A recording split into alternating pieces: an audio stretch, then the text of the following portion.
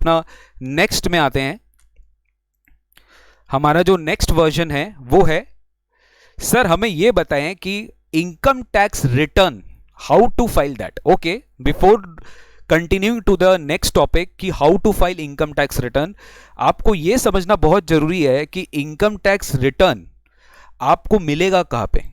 So my request you और my request all to all of you is, जैसे ही you go to the e filing website page, आपको right hand side में, if you can see, आपको मेरे right hand side में एक option है डाउनलोड के नीचे, IT return preparation software. Okay, you click on that button IT return preparation software.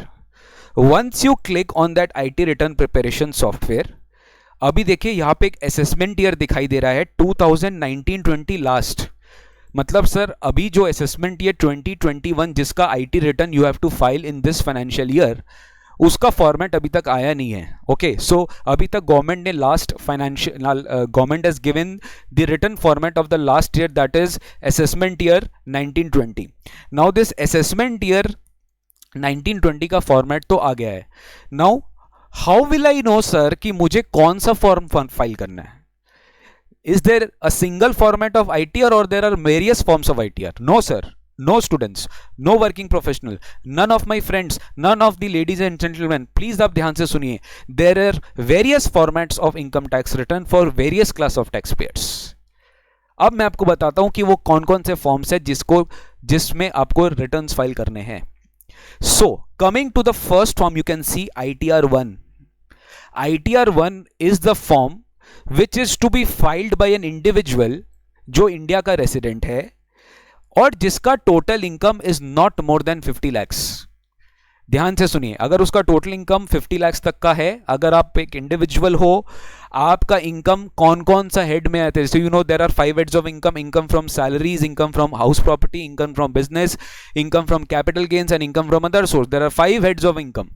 इस 5 हेड्स में से अगर आपका सैलरी इनकम है, ये सब आप लोग टेक्निकली पढ़े होंगे, थ्योरेटिकली पढ़े होंगे, सब कुछ प्रैक्टिकली यहीं पे लिखा हुआ है। 1 हाउस प्रॉपर्टी, अदर सोर्स, मतलब देखिए क्या मिसिंग है, कैपिटल गेन्स मिसिंग है। If you have any capital gains income you cannot file ITR1। If you have any business income you cannot file ITR1। If you have income from this 3 source of income, that's also other sources में interest. If you have any casual income, lottery income, winning income, you cannot file ITR1। And agricultural income is not more than 5,000. It's up to 5,000. And you are not a director of any company. And you have any invested in unlisted equity shares। तो बहुत सारे people एक category बना दिया कि इनके लिए ITR1 file करना कंपलसरी है। ठीक है, next form is individuals and HUF जिनके कोई इनकम फ्रॉम बिजनेस नहीं है। If I am an individual, I am earning मान लीजिए salary and my total income is more than 50 lakhs, whether I'll file ITR1? फटाफट बताइए, अगर मेरी टोटल इनकम 50 लाख से बेसी है, आई एम एन इंडिविजुअल, मैं सैलरीड क्लास इनकम हूं, मेरा कोई PGBP इनकम नहीं है, 50 लाख से बेसी है मेरा total income, will I file ITR1? फटाफट मुझे रिस्पॉन्स चाहिए चैट बॉक्स में, मुझे फटाफट रिस्पॉन्स चाहिए चैट बॉक्स में। क्या हम ITR1 फाइल करेंगे?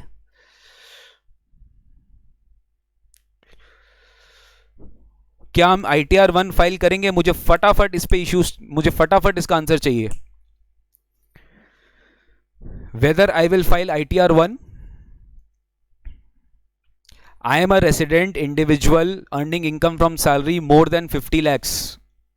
Whether I will file ITR1? No, I will not file ITR1 because ITR1 is for those people जिनका total income is not more than 50 lakhs। अगर total income up to 50 lakhs है तो ही वो file करेगा ITR1। अगर आप not having income from PGBP, अगर आपका business income नहीं है, then you will file ITR2। Then उल्टा सोचिए, ITR3 में if I am an individual in HUF and my income is coming from business और profession, then I will file ITR3। तब मैं क्या फाइल करूंगा? मैं ITR3 फाइल करूंगा, तब मैं ITR2 फाइल नहीं करूंगा। मतलब सोचो, एक इंडिविजुअल है, वो कैपिटल गेन्स भी कमा रहा है, वो सैलरी भी कमा रहा है, वो 5 हेड्स कमा रहा है, बट उसका इनकम 50 लाख से कम है, क्या वो ITR1 फाइल करेगा?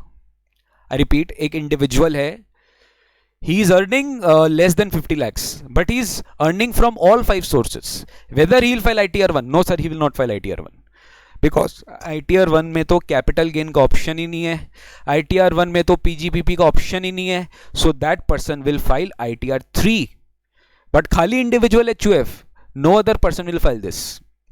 Next, ITR 4, if you know about PGBP, there is a particular option, presumptive taxation scheme.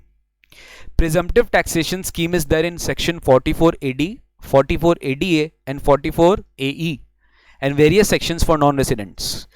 अगर आप presumptive taxation scheme opt करते हो, you don't have to get your books audited or accounts maintained. So there is provisions get simplified and you have to pay tax at prescribed percentage. So अगर आप एक individual HUF या एक firm हो और अगर आपका total income is up to 50 lakhs और आपका PGBP इनकम आ रहा है जो इस 3 सेक्शन में 44 AD is for business, AD is for professionals, AE is for transportation businessman, तो अगर आप ये कर रहे हो तो आप ITR 4 फाइल करेंगे. सर ITR 5 एक रिटर्न है जो एक रेसिडुअल रिटर्न हम मानते हैं, उसके बारे में मैं भी आऊंगा. ITR 6 एक बहुत ही फेमस रिटर्न है जो खाली कंपनीज फाइल करते हैं. सी इफ यू हैव नोटिस्ड, अभी तक हम लोग जितना भी बात किए ITR 1 से लेकर ITR 4, everything was for individuals and HUF. ITR 6 is for only companies. अगर आप एक कंपनी हो, कैसा भी कंपनी हो, लेकिन आप एक कंपनी हो, कैसे भी आप इनकम कमा रहे हो, so you have to file ITR 6. But if you are a company who is claiming exemption under section 11, that is charitable trust, then you cannot file this ITR 6. आपके लिए दूसरा फॉर्मेट है जो मैं भी डिस्कस करूंगा. तो मैंने 1 to 4 डिस्कस किया, 6 डिस्कस किया. अब हम डिस्कस करते हैं 7. ITR 7 is basically for special category of persons. ये थोड़ा एडवांस लेवल है. There are special people like scientific university, colleges, hospitals, educational institutions जो गवर्नमेंट द्वारा अप्रूव्ड होते हैं एंड उनको स्पेशल एग्जेम्पशंस मिलता है under section 10. So they have to compulsory file returns under this prescribed sections. So उनके लिए एक सेपरेट फॉर्म है क्योंकि वो एक स्पेसिफाइड क्लास ऑफ पीपल है. So they have to file ITR 7. तो 1 2 3 4 हो गया, 6 and 7 हो गया. बाद बाकी जितने भी बचे कुछ पीपल है सब फॉल कर जाते हैं ITR 5 में. मतलब if you are not an individual, because 1 2 3 4 आपके लिए एप्लीकेबल है. If you are not a company, आपके लिए 6 एप्लीकेबल है. If you are not coming under 7, then definitely you have to come under ITR 5. तो यहां पे हम लोग ने सीखा कि कौन कौन सा रिटर्न्स किनको किनको फाइल करना पड़ता है. Now I will show you sir how to file ITR. इसके बाद मैं आपको लॉग इन करके कुछ 2-3 फंक्शनैलिटीज दिखाऊंगा and then I will practically show you return filing. आज आप प्रैक्टिकली सीखेंगे कि इनकम टैक्स रिटर्न कैसे हम फाइल करते हैं, हम किस फॉर्म को यूज करते हैं, कैसे भरते हैं, सब कुछ मैं आपको गाइस प्रैक्टिकली सिखाऊंगा. बस बने रहिए वेबिनार तक. लास्ट में you will definitely get lots and lots of confidence. Okay ना. सो देखिए, दो तरह का वर्जन्स होता है. एक होता है एक्सेल, एक होता है Java. Okay, now excel, you all must be knowing that excel is a format given by the income tax department. ये सारे रिटर्न्स का एक्सेल फॉर्मेट भी है, सारे रिटर्न्स का जावा फॉर्मेट भी है. सर आपका क्वेश्चन होगा ये दोनों में भरना है कि दोनों में से किसी एक में भरना है. Any one of the format you can use, both will be working smoothly. किसी को एक्सेल में कंफर्टेबल होता है तो दे फाइल एक्सेल फॉर्म, किसी को जावा में कंफर्टेबल होता है they file Java form. Now whatever format you have to use, you just click on this download button. जैसे मान लीजिए मैंने ITR 1 का जावा फॉर्म डाउनलोड कर लिया. नाउ अभी मैं इसको आगे नहीं दिखा रहा हूं कि इसको कैसे यूज करना है, because again it is a very technical process which I will be taking in the subsequent sessions. ठीक है, सो ये आप डाउनलोड करना मैंने आपको सिखा दिया कि आप यहाँ से ITR को डाउनलोड कर सकते हो. सर जावा में भी वही आपको फॉर्म भरना पड़ता है, एक्सेल में भी वो भरना पड़ता है, बट वर्जन्स अलग अलग है, फॉर्मेट बिल्कुल सेम है. So this is how you have to file your income tax. This is how from where you will get your income tax returns. Now sir आपको मैं एक मजेदार बात बताता हूं. Just be with me in this session. Let's go to this login. अब मैं आपको कुछ इंपॉर्टेंट इंफॉर्मेशन दिखाता हूं कि सर आपने कुछ और भी बोला था कि आप मुझे दिखाएंगे, लेकिन उसके लिए सबसे पहले you have to should have your ID password. जैसे आपका फेसबुक अकाउंट में क्या मैं आपका फेसबुक आपके वॉल में क्या मैं पोस्ट कर क्या मैं आपके अकाउंट से पोस्ट कर सकता हूं without logging into your account? No, definitely not. तो वैसे मुझको मेरा डिटेल्स कुछ शेयर करने के लिए, कुछ वर्किंग दिखाने के लिए I have to log in to my ID. Okay, तो मुझे आईडी में घुस के चेक करना पड़ेगा। तो चलिए एक बार हम, क्योंकि मैं रजिस्टर्ड हूं, मैं registered user log in year में क्लिक कर रहा हूं, बट आप रजिस्टर्ड नहीं है। तो आपको अगर ई फाइलिंग में न्यू है तो आप क्या करेंगे, आपको अपने आप को पहले रजिस्टर करना पड़ेगा। एंड रजिस्टर करने के लिए आपको क्या क्या इंफॉर्मेशन की दरकार है, let's see. First you have to select you are who, आप कौन से यूजर हो। तो इसमें अगर आपको याद होगा, there are various category of persons. क्या आप इंडिविजुअल हो, क्या आप एचयूएफ हो, क्या आप अदर देन इंडिविजुअल एचयूएफ हो, क्या आप एक्सटर्नल एजेंसी हो, क्या आप चार्टर्ड अकाउंटेंट हो। मतलब एक सीए का भी एक अलग प्रोफाइल होता है इनकम टैक्स फाइलिंग वेबसाइट में।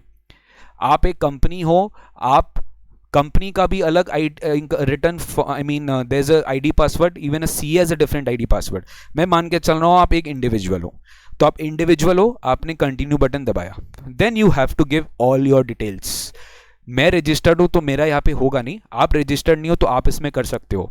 आपका पैन नंबर क्या, आपका सरनेम, आपका मिडिल नेम, आपका फर्स्ट नेम, आपका date of birth, your residential status which you have determined under section 6, that basic conditions, are you a resident or a non resident. Once you continued it, आपको इन लोग user name पूछेगा, password पूछेगा, and जो ID password आप दोगे वही आपका एक्सेप्ट हो जाएगा फॉर द फ्यूचर पर्पस। ये हुआ the way you how to register yourself in the income tax website. अब मैं आपको दिखाता हूं कि सर मेरा जो आईडी पासवर्ड है वो एक बार मैं आपको सर्च करके दिखाता हूं। मैंने अपना पैन नंबर डाल दिया, मेरे को लॉग इन आईडी पासवर्ड में जाना है। Now what I am doing, I hope आप अच्छे से देख पा रहे होंगे प्रॉपर स्क्रीन में। मैंने अपना आईडी डाल दिया which is your pan number, मैंने अपना पासवर्ड भी डाल दिया। मैं अपना पासवर्ड एक बार फिर से रीटाइप कर देता हूं।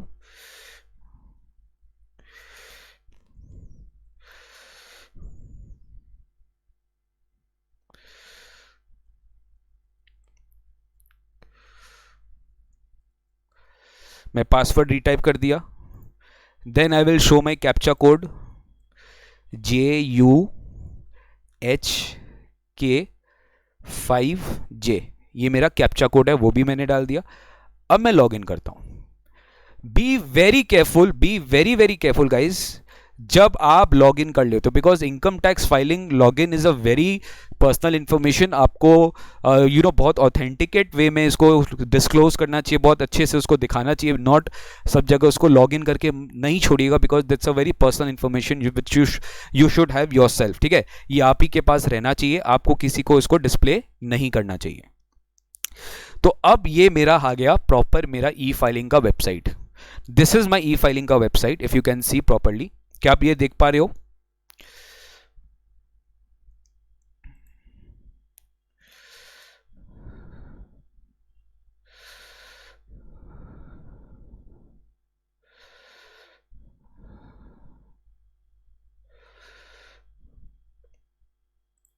ओके, नाउ सबसे पहले मैं आपको यूज करना सिखाता हूं। Sir how will eye view my form 26CS? ठीक है, as you all must be knowing that form 26CS will give you how much TDS credits you are eligible to claim। आपके इनकम पे कितना साल में TDS कटा है, ये सब कुछ आपको फॉर्म 26CS में पता चलता है। So how will I do that? I will go in my account, I will select view form 26CS। मैं व्यू फॉर्म 26CS में क्लिक किया।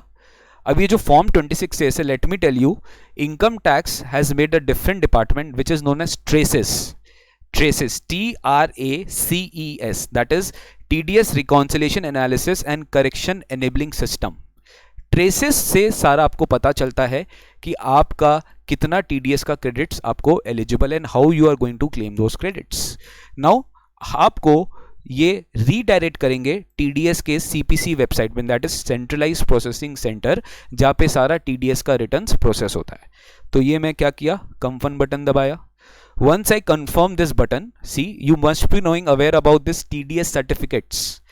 Now whatever income has been paid to you, on which TDS has been deducted. So आप theoretically पढ़े होंगे कि there is something known as TDS certificate, that is form 16 in case of salary and form 16A in case of other than salary income. तो यहाँ पे income tax department आपको आपसे agree करवा रहा है कि you should insist on getting form 16 and 16A from your deductor, because that is the valid proof कि यही सी के बेसिस पे आपको आपका टीडीएस क्रेडिट मिलेगा. तो मैं एक बार इसको अग्री बटन दबा देता हूं कि एग्री है. ठीक है. नेक्स्ट आपको ये वाला जो option, if you can see, आपको view tax credit, if you can see, आपको ये वाला option view tax credit form 26A वाला बटन आपको क्लिक करना पड़ता है. Once you view this form 26A button, now I have this option in front of me.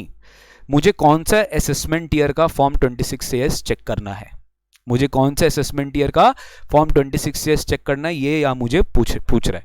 तो मान लो मैं इस बार असेसमेंट ईयर 2021 का, मतलब मेरी लास्ट ईयर में जो फॉर्म 26A है ये मैंने सेलेक्ट कर लिया. ठीक है. अब आपको उसको कैसे व्यू करना है. So always I will suggest you, अगर आपको ऑब्वियसली पीडीएफ फॉर्मेट में व्यू करना है ताकि आपको एक जगह सब कुछ दिख जाए, तो you should select this option HTML option. Once you select this option view as HTML, आपको व्यू बटन दबाना है. जब आप व्यू बटन दबाओगे, जैसे आप व्यू बटन दबाओगे, ये देखिए ये जो लिंक है ना, ये लिंक एक्टिवेट हो जाएगा, which is what, export as PDF, which is export as PDF.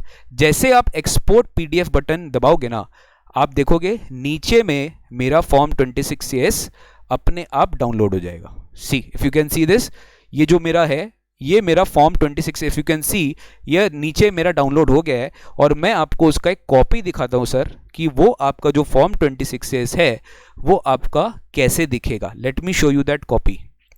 C, if you can see this, ये मैंने आपके लिए पहले से रेडी करके रखा था, ये मैंने आपके लिए पहले से रेडी करके रखा था.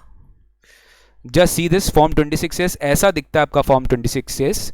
Your pan number, your current status, your financial year, आपका नाम, आपका address, and see this, who is the deductor, किसने आपको पेमेंट किया, उसका टैन नंबर क्या है. ठीक है. कितना अमाउंट उसने आपको पेमेंट किया, कितना टैक्स वो आपका डिडक्ट किया, मतलब आप कौन हो. से for example I am receiving income from ENY, सो यहां पे ENY का नाम आएगा क्योंकि ENY ने डिडक्ट किया है मेरे इनकम पे टैक्स. ENY का टैन नंबर आएगा, अमाउंट पेड ENY कितना पेमेंट किया वो आएगा, उसका टैक्स डिडक्ट आएगा, उसका TDS डिपॉजिटेड आएगा. सो this is how it will be shown. Okay, ये रहा आपका TDS. इसमें और ऐड होते रहेंगे जो इसका डिटेल्स है.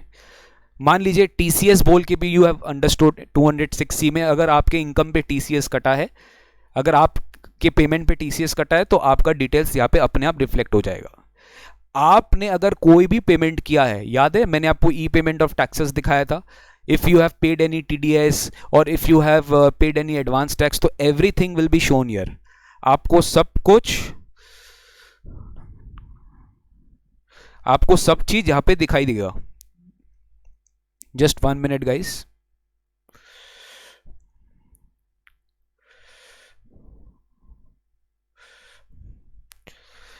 क्या मेरी स्क्रीन साइज आपको दिखाई दे रही है?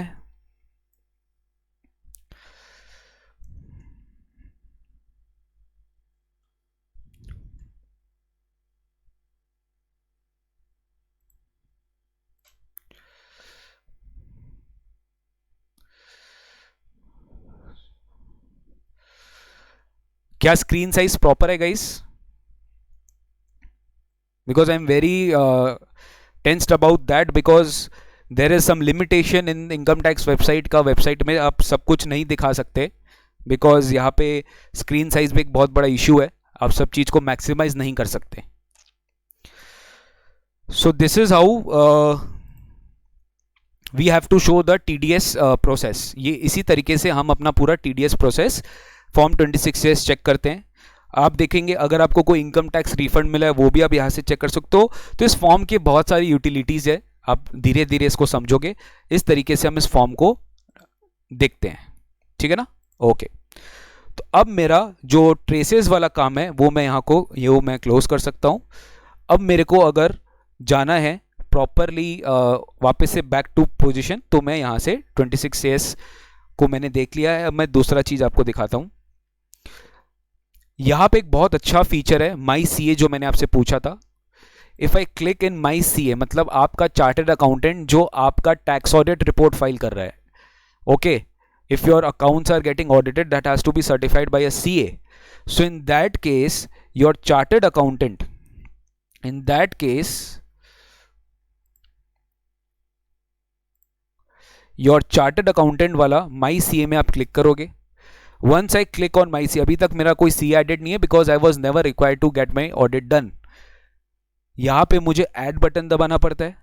जैसे ही मैंने add बटन दबाया, जैसे मैंने ऐड बटन दबाया, वहां पे मुझे सीए का मेंबरशिप नंबर पूछ रहा है, मुझे सीए का नाम पूछ रहा है, एंड कौन सा फॉर्म सीए ऑथोराइज करेगा। देयर आर वेरियस फॉर्म्स, मैं उसमें डिटेल में नहीं घुस रहा, बहुत सारे फॉर्म्स होते हैं इनकम टैक्स में। आप असेसमेंट ईयर सेलेक्ट कर लो एंड फॉर्म सेलेक्ट कर लो, सीए का मेंबरशिप नंबर एंड नाम दे दो। Once you submit this, then you have authorized the chartered accountant to submit the form in your behalf। उसके बाद जाके आप उसको दिखा सकते हो, फिर वो आपके behalf में अपलोड कर सकता है। once he uploads it, you just have to click on the button verify। once you verify, आपका इनकम टैक्स का जो ऑडिट रिपोर्ट है वो फाइल हो जाता है। ठीक है, so this was again a very good feature available in the income tax e filing website. So this is how we can use the e filing website. बहुत सारा फीचर्स अपने यूज और कर सकते हैं, बट अभी बिकॉज ऑफ टाइम कंस्ट्रेंट में और ज़्यादा फीचर्स में नहीं घुसना चाहता, बिकॉज मेरा जो आज का मेन मुद्दा है सर, जो आज का मेन टॉपिक है, वो मैं डिविएट अपने आप से नहीं करना चाहता, which is the filing of income tax returns. Sir वो हमें फॉर्म दिखाइए कि हम फॉर्म कैसे फाइल करते हैं। ये फॉर्म फाइल करना बहुत ज़्यादा ज़रूरी है, इसलिए हमारा जो first part of the webinar है वो हम यहीं पे ओवर करते हैं। दैट इज आपको किस तरीके से अपना वी हैव ऑलमोस्ट डन, सब चीज़ ही हम लोग ने देख लिया कैसे आप फीचर्स यूज़ करते हैं। अब गाइस आपके सामने एक सैम्पल केस स्टडी मैं लेकर आया हूँ। यहाँ पे मैंने आपको हिंट दे दिया कि हम एक income tax return 3 ITR 3 form we are going to file this, and we will understand this कि जो ITR 3 फॉर्म है ये हम कैसे फाइल करेंगे। उसके लिए from start till end whatever information is required I have given this in this case study। आप इस केस स्टडी को एनालाइज करेंगे मेरे साथ, देन हम लोग इसका रिटर्न कॉपी भी देखेंगे कि हम लोग किस तरीके से इसको रिटर्न फॉर्म फाइल करेंगे, पहले भरेंगे रिटर्न और फिर फाइल करेंगे। सो गाइज बेसिक्स प्रोसेस मैं आपको समझाता हूं। First of all, before filing the return, as you all know, you should have profit and loss account, you should have its balance sheet, you should have its computation of total income and computation of tax liability। ये चार चीज आपका final होना चाहिए। once you have this four information, then you will start proceeding with, उसके बाद आप proceed करेंगे सीइंग, उसके बाद आप प्रोसीड करेंगे देखने के लिए कि आपको फॉर्म कैसे फाइल करना है। जो मैंने आपको समझाया था फॉर्म 1 2 3 4 कौन सा फॉर्म आपको फाइल करना है, that is based on your computation of income. आपका जो इनकम कंप्यूट हुआ है किस बेसिस पे आप अपना फॉर्म फाइल करेंगे, and then you file your return. Once you file your return, the purpose of getting this webinar is completed. तो सर चलिए आइए केस स्टडी पहले पढ़ते हैं फिर डिस्कस करते हैं। फर्स्ट ऑफ ऑल, ये केस स्टडी मैंने अपने बारे में ही लिया है, सारा एग्जांपल्स डमी है, कुछ भी चीज़ रियल नहीं है, सब फिक्टिशियस एग्जांपल्स के बेसिस में मैंने आपके लिए एक एग्जांपल रेडी किया है। ठीक है, mister Nikunj Goenka, I hope ये आपको स्क्रीन दिख रहा है, मैं थोड़ा बड़ा कर देता हूं आपके रेलेवेंसी के लिए। Guys are you fine with it? Say hi sir अगर आपको सब समझ में आ रहा है। Hi sir, hi sir, hi sir, चाहिए मुझे ये, हाय सर चाहिए मुझे ये, रिप्लाई चाहिए। I am waiting, I am waiting. You all should be excited, okay, you all should be excited, I am waiting for this. हम सब excite होने चाहिए, हमारा लेवल एकदम हाई होना चाहिए sir. Hi sir, I am waiting. जो सो रहे हैं वो जाग जाइए, जाग जाइए जो सो रहे हैं, बिकॉज अब हम लोग कुछ एक्स्ट्रा एक्सक्लूसिव करने जा रहे हैं। अभी तक हम लोग ने ई फाइलिंग वेबसाइट का सारा चीज देखा, अब हम लोग देखने जा रहे हैं रिटर्न्स। हाय सर, यस, ये हुआ ना जोश। अरे बोल दीजिए जरा, जो लोग नहीं बोल रहे हैं रिपीटेडली, मैं देख रहा हूं काफी स्टूडेंट्स इंटरैक्ट ही नहीं कर रहे हैं।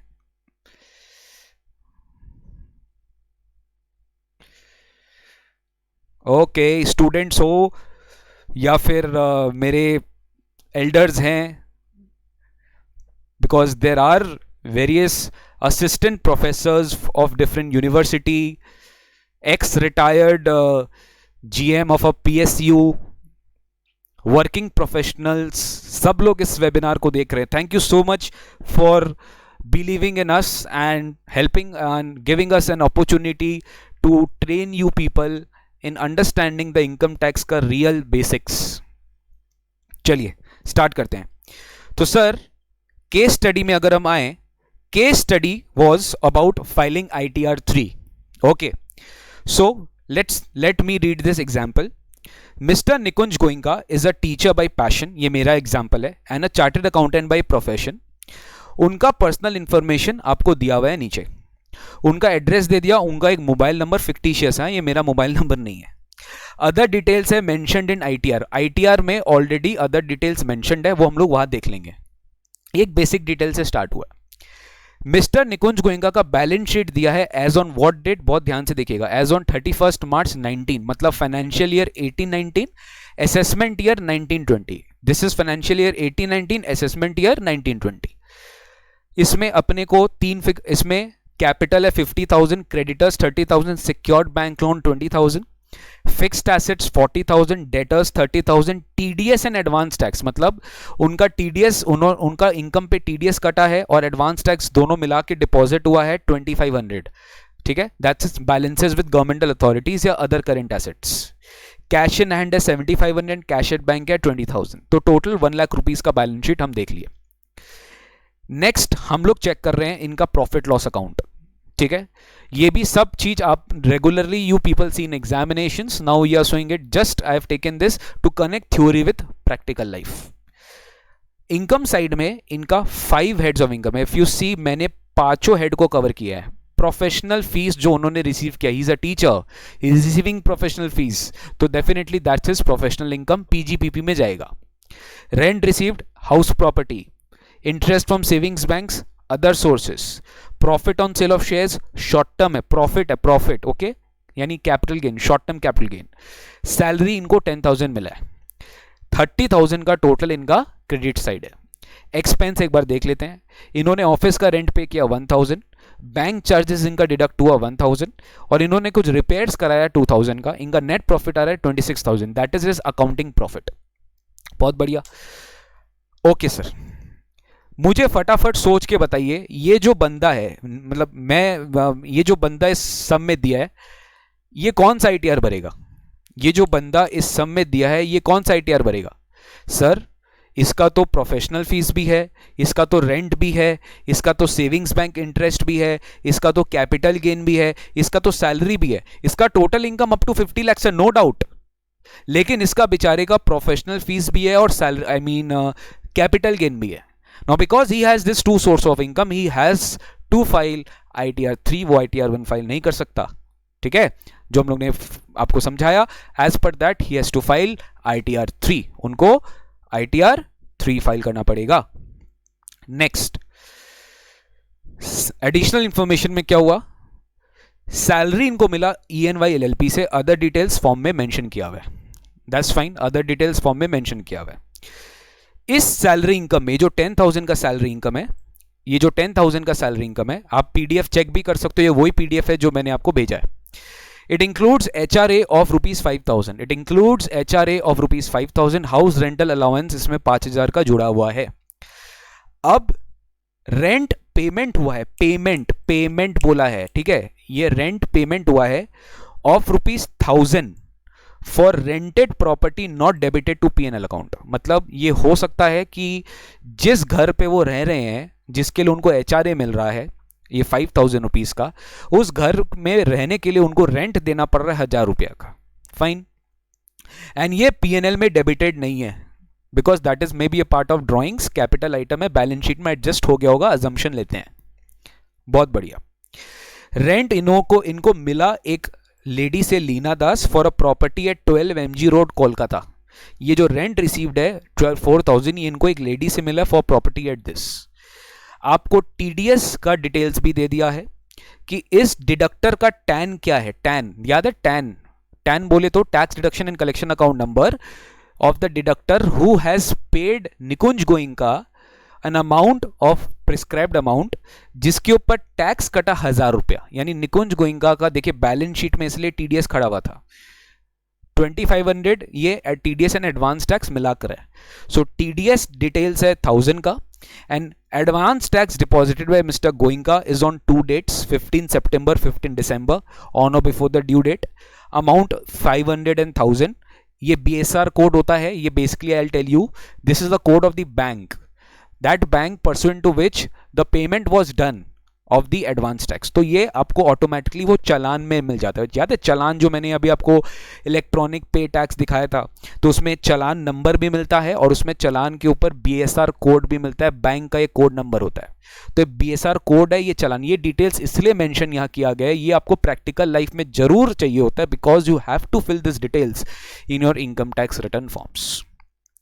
नाउ सर ये तो क्वेश्चन है. अब मजे की बात यह है कि मैंने आपके लिए इसका एग्जाम्पल का इसका सॉल्यूशन भी यही दे दिया ताकि हमारा टाइम वेस्ट नहीं हो वेबिनार में. आप सॉल्यूशन भी इसका 1 by 1 चेक कर सकते हो. सबसे पहले इसका सॉल्यूशन में अगर हम डिस्कस करें, हम अगर इसका सैलरी इनकम कंप्यूट करेंगे तो start we should do with salary. 10,000 है, इसमें इनका 5,000 तो बेसिक सैलरी था और बाकी 5,000 एचआरए था. इनका जो लीस्ट ऑफ द फॉलोइंग था, वी ऑल नो एचआरए का जो लीस्ट ऑफ द फॉलोइंग है, ये इनका निकला 500. तो 5,000 माइनस 500 गिव्स 4,500. ये ऑलरेडी थ्योरी में हम लोग पढ़ चुके हैं, मैं इसमें रिपीट नहीं कर रहा. यहाँ पे स्टैंडर्ड डिडक्शन अप टू 50,000 मिल सकता है as per the finance act 19 amendment. इनको स्टैंडर्ड डिडक्शन 9,500 का मिल गया. तो इनका ग्रॉस नेट सैलरी हुआ 0. डन. नेक्स्ट आते हैं अपने हाउस प्रॉपर्टी इनकम में. यहां पे हम लोग देखे थे कि रेंट रिसीव्ड है 4,000, ठीक है टोटल. तो rent received 4,000, that is his annual value which is the actual rent. Standard deduction 30% मिल गया 1,200 रुपया के हिसाब से. तो total income from house property है 2,800. Next business income. Now again I would say business income calculate करने के लिए, as you all must be knowing, there are two methods. One is direct method, one is indirect method. Direct method क्या होता है? You start with profit and then you reduce all the expenses which are allowable as per income tax act. This is direct method. Indirect method क्या होता है? You start with bottom to top approach. Top down approach नहीं, bottom to top. मतलब net profit से you start, you add back all the expenses which is disallowed and you reduce all the incomes which is treated under other heads of income. मैंने क्या किया है, मैंने इस पे इनडायरेक्ट मेथड यूज किया बिकॉज वो ज्यादा सिंपल लग रहा था मेरे को. आप बल्कि डायरेक्ट मेथड भी यूज कर सकते हैं, आंसर सेम आएगा. So if I see my P&L account, my net profit is standing at ₹26,000. Office rent allowable expense, bank charge allowable expense और ये रिपेयर्स अलाउएबल एक्सपेंस. बाद बाकी ये जितने भी मेरे इनकम है ना, ये सारा अदर हेड्स में जाएगा. तो मैंने क्या किया, ये जो 4 है, ये 4,000 है, ये 4,000 है, ये 2,000 है एंड दिस 10,000. ये चारों जो इनकम है ना, this will be reduced while computing the business income. यानी आपका 4 + 4 8 + 2 10 + 10 20,000 will be reduced. 20,000 will be reduced to compute the final business income 6. तो आपका 6,000 क्या हो गया? मैं आपका ऐड तो कुछ नहीं हो because everything was allowable. Reduce आपने सारा इनकम कर दिया बिकॉज 6,000 आपका क्या था? बिजनेस इनकम था. ठीक है. Now capital gains, profit element 2,000 दिए. यहाँ पे मैंने खाली एक सिंपल कैलकुलेशन के लिए, ऑल्दो फर्दर मैंने इसमें डिग इन नहीं किया. 5,000 आपका सेल कंसिडरेशन था, 3,000 आपका कॉस्ट ऑफ एक्विजिशन था, STCG आपका 2,000 आ गया. देन सेविंग्स बैंक्स की जो इंटरेस्ट थी वो अपने 4,000, ये जो हमारा P&L अकाउंट है यहाँ पर, वो हम लोग 4,000 का जो सेविंग्स बैंक इंटरेस्ट है वो हम लोग ने यहाँ ले लिया. That is in the gross total income, वो हम लोग यहाँ ले चुके. ग्रॉस टोटल इनकम अब सेविंग्स बैंक पे ले चुके. अब जो ग्रॉस टोटल इनकम आता है वो समेशन ऑफ 5 हेड्स आता है. आप देख सकते हो सैलरी 0 है. ठीक है. If you want to be very perfect in this, आप प्लीज एक जगह नोट कर लो, एक जगह नोट कर लो फटाफट, कहीं पे भी नोट कर लो. Salary 0, HP 2,800, HP 2,800, salary 0, HP 2,800. PGBP 6,000, PGBP 6,000, फटाफट PGBP 6,000. Capital gains 2,000, capital gains 2,000, capital gains 2,000. Other sources 4,000, other sources 4,000. और ग्रॉस टोटल इनकम आपका सब कुछ लेके टोटल आ गया 14,800। Do not forget to give chapter 6 से सेविंग्स बैंक का इंटरेस्ट है, अपने को 80 टीटीए मिलता है 4,000, जिससे टोटल इनकम आ गया 10,800। अब अपने चेक करते हैं tax liability. 10,800 you all know basic exemption limit से कम है, 2.5 लाख से कम है, इसमें कोई टैक्स लगने का नहीं है, ठीक है। एसटीसीजी पे 15% टैक्स लगेगा, इक्विटी शेयर्स वाला हम लोग माने हैं, और नॉर्मल इनकम पे कोई टैक्स नहीं लगेगा क्योंकि एग्जेम्प्ट है अप टू 2.5 लाख, तो 0 टीडीएस जो इसका डिडक्ट हो चुका है ये उसका फ्री में 1,000 रुपया, प्लस एडवांस टैक्स जो 500 और 1,000 1500 plus 1,000, if you can see that is in the balance sheet. TDS and advance tax 2,500, तो टीडीएस एंड एडवांस टैक्स 2,500 जो है वो हम लोग ने यहाँ पे लेस कर दिया and we got the credit of 2,500। So 1,000 plus 1,500 we got the credit, हमने 2,500 का रिफंड क्लेम कर लिया बिकॉज हमारा कोई टैक्स लायबिलिटी नहीं है। So this is my today's case study जो आपको मैं आज आईटीआर फॉर्म में दिखाने वाला हूं, ठीक है। मैं 1 मिनट का पॉज ले रहा हूं, आप लोग पहले देख लो, उसके बाद मैं आपको आईटीआर फॉर्म दिखाता हूं। You can go through the PDF very nicely which I have sent you, okay. आप पीडीएफ को बहुत अच्छे से देख लो, फिर मैं आपको आईटीआर फॉर्म दिखाता हूं।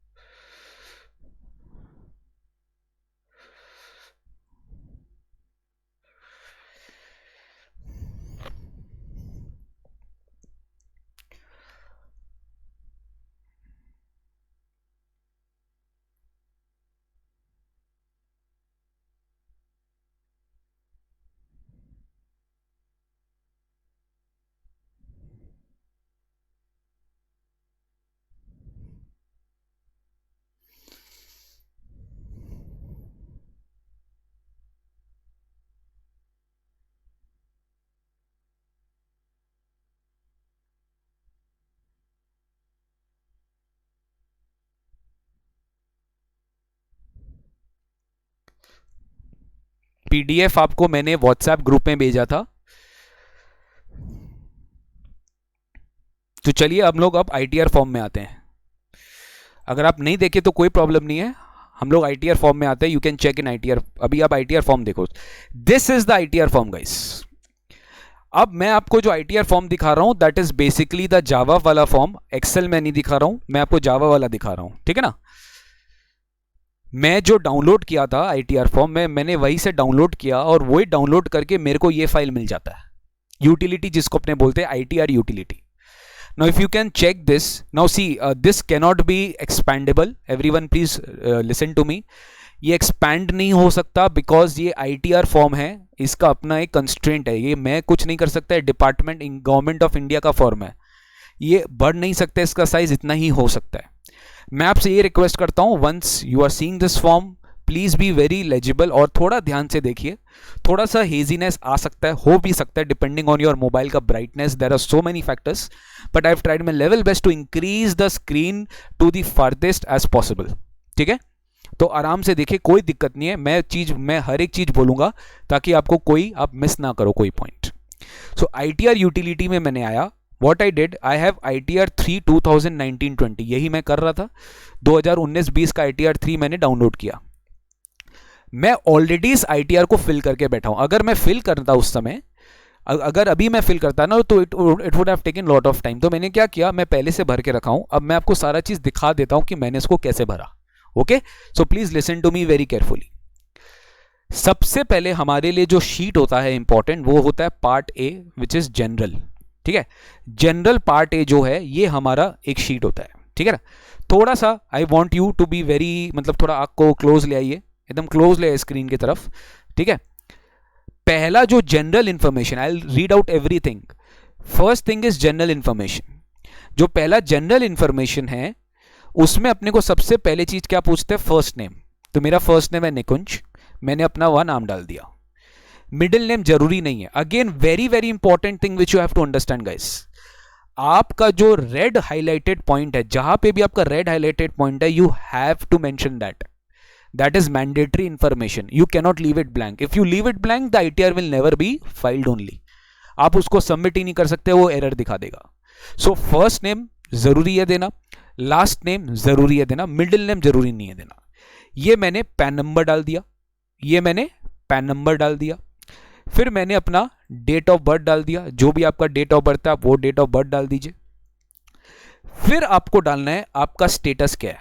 देखिए अगर आपको याद है ITR 3 तो खाली इंडिविजुअल HUF के लिए है, तो इसमें कंपनी आ ही नहीं सकता, तो कंपनी का ऑप्शन देना नहीं है.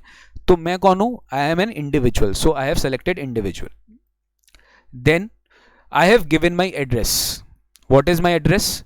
167 town city district Kolkata. Name of building या village club town greens. Road street Jessore road. Area भी सेम. स्टेट मैंने दे दिया वेस्ट बंगाल. आपको ड्रॉप डाउन देगा, आप कुछ भी सेलेक्ट कर सकते हो.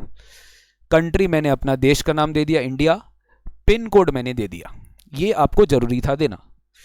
Now residential office phone number with STD code option है, आपको जरूरी नहीं है देना, मैंने नहीं दिया. It's up to you. If you want to give you give, if you don't want to give you don't, because यहां पे रेड वाला एस्टेरिक मार्क नहीं है. देन मैंने क्या किया? मोबाइल नंबर टाइप किया. ठीक है, मोबाइल नंबर, पहला मोबाइल नंबर याद है 9830098300, यहाँ पे प्रीफिक्स. सेकेंड मोबाइल नंबर भी पूछा है इन्होंने, सेकेंड मोबाइल नंबर भी पूछा, बट ये मोबाइल नंबर देना जरूरी नहीं है. ठीक है. अब ईमेल एड्रेस, मैंने अपना ईमेल एड्रेस लिख दिया coolnick@gmail.com. फॉल्स है, इसमें कुछ ID सेंड मत करिएगा. ठीक है. ये आधार नंबर है, very very important, very very important. If you know the first part of my webinar today was link Aadhaar. अगर आपने वहाँ आधार लिंक नहीं किया तो यहाँ पे आपको आधार नंबर मेंशन करना पड़ेगा. इन केस अभी मैंडेटरी कर दिया सारे फॉर्म्स में, गवर्नमेंट आपका आधार नंबर पूछ रहा है, आपको अपना आधार नंबर डालना पड़ेगा. लेकिन अगर आप कंप्लेन कर रहे हो सर मेरे पास आधार नंबर नहीं है, मैंने अप्लाई करके छोड़ दिया, अभी तक आया नहीं है, डोंट वरी, उसका भी व्यवस्था है. आपको आधार का एक एनरोलमेंट ID मिलता है. Once you apply for Aadhaar, you at least give this Aadhaar enrolment ID. तो जब आप ये आधार एनरोलमेंट ID देते हो, उसके बाद आपका ये फॉर्म कंप्लीट हो जाता है, फर्स्ट पार्ट कंप्लीट हो जाता है. सो गाइज, आई होप अभी तक आप इसको ठीक से समझ पा रहे होंगे.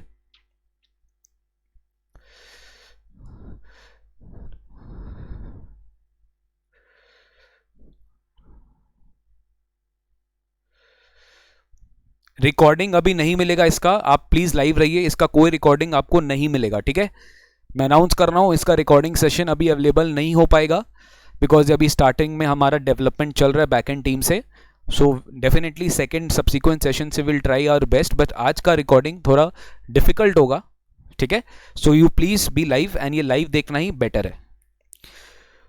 तो अब अपने आते अपने सेशन पे. नेक्स्ट है फाइलिंग स्टेटस.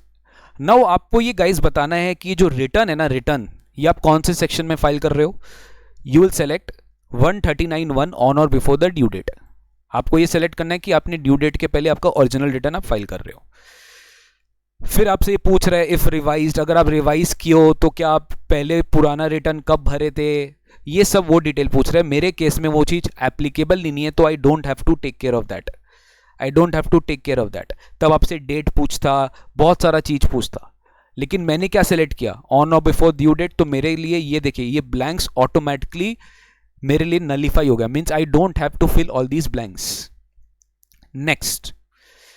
नेक्स्ट आपसे पूछा है whether you are a resident in India. तो मैंने क्लिक किया रेसिडेंट या नॉन रेसिडेंट या RONOR, जो भी, मैंने क्लिक कर दिया रेसिडेंट, मैं हूं इंडिया का रेसिडेंट.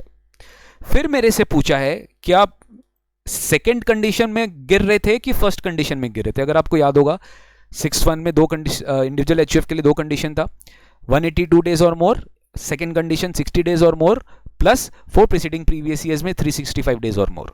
तो मैंने क्या बोला, मैंने 6(1)A में फॉल किया, तो मैं लिख दिया 182 डेज और मोर में मैंने टिक कर दिया. सो दिस इज 6(1). Okay, done. अब आपसे पूछ रहा है प्लीज स्पेसिफाई योर जुरिडिक्शन, क्योंकि आप 182 डेज और मोर है तो आप ऑटोमेटिकली इसमें गिर गए, तो आपको ये सब चीज सेलेक्ट करना नहीं पड़ा. नेक्स्ट, फिर देखिए काफ़ी चीज़ आपसे पूछा जा रहा है जिसका आंसर आपको नो करना है, बिकॉज इन दैट केस वो केसेस आपके लिए एप्लीकेबल ही नहीं है। जैसे कि are you claiming benefit under section 115H, ये एनआरआई इसके लिए एप्लीकेबल होता है, ये आपके लिए एप्लीकेबल नहीं है, तो आपने नो सेलेक्ट कर दिया। Very very important thing I would like to tell you, अगर आप कोई भी इंफॉर्मेशन का आंसर नहीं देते हो जो आपको देना चाहिए, तो आपका आईटीआर फॉर्म कभी भी प्रोसेस नहीं होगा। You will never be able to file ITR, because वो लेगा ही नहीं, वो एरर दिखा देगा। It has to be fully completed in all respects. वो मैं आपको थोड़ी देर में दिखाऊंगा कि वो एरर कैसे दिखाता है। अभी तो मैंने आपको ये दिखाया कि देखिए आपका आईटीआर कैसे भरना चाहिए, आपको कैसे फाइल करना चाहिए, but subsequently very soon I will be teaching you how you have to, कैसे आपको अपना एरर्स को भी रेक्टिफाई करना है, वो भी मैं आपको सिखाऊंगा। देखिए, तो ये मैंने नो कर दिया। क्या आपके लिए कोई पोर्टुगीज सिविल कोड एप्लीकेबल है एज पर सेक्शन 5A? नहीं, मेरे लिए कुछ एप्लीकेबल नहीं है। अदर डिटेल्स में आइए, क्या आप ये रिटर्न फाइल कर रहे हो being filed by as a representative assessee? No, मेरे लिए ऐसा कोई कॉन्सेप्ट एप्लीकेबल नहीं है। क्या आप कोई कंपनी के डायरेक्टर हो किसी भी पॉइंट ऑफ टाइम में, whether you were a director at any point? देखिए मैंने नो किया, ठीक है, तो मेरे लिए सारा ब्लैंक्स नलीफाई हो गया। लेकिन अगर मैं येस करता, जस्ट सी दिस, अगर मैं ये येस करता ना, तो मेरे लिए ये अपने आप क्या हो जाता, एक्टिवेट हो जाता। मेरे को कंपनी का नाम, कंपनी का टाइप, उसका पैन, जो मैंने शेयर हेल्ड किया वो लिस्टेड है कि अनलिस्टेड, डिन नंबर मेरा, बट मेरे को यह करने का दरकार नहीं है। क्यों? क्योंकि मैंने कोई होल्ड ही नहीं किया है, तो मैं यहाँ पे नो करके चलूंगा। What I will do it, I will do it no. Next, whether you are a partner in a firm? नहीं, मैं कोई फर्म में पार्टनर भी नहीं हूं। अगेन सेम चीज होता, अगर येस करता तो ये सारे फील्ड्स एक्टिवेट हो जाते, ठीक है, तो मैंने नो कर दिया। क्या आप कोई अनलिस्टेड इक्विटी शेयर होल्ड करके रखे हो कोई भी फर्म में या कोई कंपनी में, कोई कहीं पे भी? नो, मैंने कहीं पे भी होल्ड करके नहीं रखा है, ठीक है। अगर आप एक नॉन रेसिडेंट हो, क्या कोई आपका इंडिया में परमानेंट एस्टैब्लिशमेंट है? सर, ये आंसर सेलेक्ट में आया ही क्यों नहीं? क्योंकि मैं पहले ही चेक कर दिया था कि मैं एक रेसिडेंट हूं, I am not a non resident, तो मेरे को भरने का रिक्वायरमेंट नहीं है।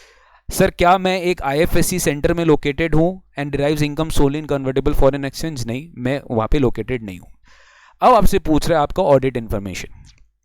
सर, अगर आपको याद है, ऑडिट में दो इंपॉर्टेंट सेक्शंस होते हैं, 44AA and 44AB, where the accounts are maintained and audited under 44AB। आपसे पहले पूछ रहे whether you are liable to maintain accounts as per 44AA। The answer is, एक बार मैं अज्यूम कर रहा हूँ येस, कि आपको प्रॉफिट लॉस अकाउंट, अपना बैलेंस शीट, अपना रिकॉर्ड सब मेंटेन करना पड़ेगा, तो मैंने येस कर दिया, ठीक है। वो आपको याद होगा 44AA में एक टर्नओवर लिमिट होता है एंड इनकम क्राइटेरिया होता है for business people and professional people. अगर आप वो फुलफिल कर रहे हो तो आप येस कर दो, वरना आप नो कर दो, ठीक है।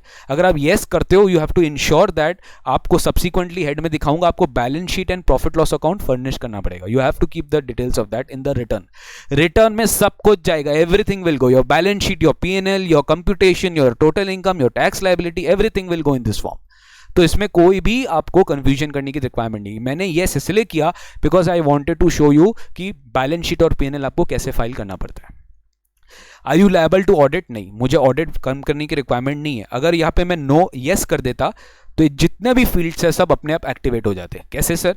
आपसे पूछता ऑडिट रिपोर्ट का फर्निश किया, ऑडिटर का नाम क्या है, ऑडिटर का मेंबरशिप नंबर क्या है, आपका ऑडिटर का फर्म का नाम क्या है, अगर उसका कोई रजिस्ट्रेशन नंबर है तो बताइए, पैन नंबर क्या है, बहुत सारा चीज़ आपसे पूछता, बट मैंने कुछ नहीं किया। Are you liable for audit under 92E? मेरे लिए रेलिवेंट नहीं है, फाइनेंशियल इंटरनेशनल ट्रांजेक्शन के लिए नॉट रेलिवेंट फॉर मी। क्या आप कोई दूसरा ऑडिट रिपोर्ट है आपके पास जो दूसरे लॉ में? नहीं, मेरा कुछ नहीं है, ठीक है। सो दैट्स इट, ये मैंने पार्ट ए जनरल शीट भर लिया, ये मेरे लिए और कोई रेलिवेंट है नहीं। ये एक बेसिकली जनरल डिटेल्स का शीट था जो आपको बताना था। नेक्स्ट शीट आता है nature of business. Nature of business में यू हैव टू मेंशन और प्रोफेशन की आप किस चीज का काम करते हो, ठीक है। तो देखिए मैंने पहले से सेलेक्ट करके रखा है coaching centres and teaching profession. मेरा कोचिंग इंस्टीट्यूट है, मैं कोचिंग सर्विस देता हूं, मैं स्टूडेंट्स का कोच हूं, तो मैंने ये कोड 17006 ये सेलेक्ट करके रखा है। अब आप पूछ रहे होंगे, सोच रहे होंगे कोड कहाँ से आया? डोंट वरी, आपको क्या करना पड़ता है, सेलेक्ट करना पड़ता है। एंड जितने भी तरह के बिजनेसेस हैं, जितने भी तरह के सर्विसेज है, बहुत सारे सर्विसेज बिजनेसेस है, आप इसमें से जो, जैसे मान लीजिए आप जूट मैन्युफैक्चरिंग कर रहे हो तो जूट मैन्युफैक्चरिंग का भी कुछ मिलेगा। आप अगर मशीन टूल्स कर रहे हो तो मशीन टूल्स कर रहे हो, आप सर्जिकल इक्विपमेंट कर रहे हो तो सर्जिकल इक्विपमेंट कर रहे हो। जैसे अभी कोविड के टाइम में लोग सडनली मास्क बनाना चालू कर दिए, तो वो manufacturing of medical and surgical equipment में अपने आप को क्लासीफाई कर सकते हैं। So it depends upon case to case. मैंने अपने आप को कोचिंग बिजनेस में रखा, मैं कोचिंग बिजनेस में यहाँ पे फाइल कर दिया। आपका कोई ट्रेड नेम अलग है, जैसे मान लीजिए if I have a trade name, suppose SJC institute LLP is a trade name, ठीक है, SJC institute LLP is a trade name और वो लीगल नेम भी है, तो हमारा लीगल नेम और ट्रेड नेम बिल्कुल क्या है, एक है।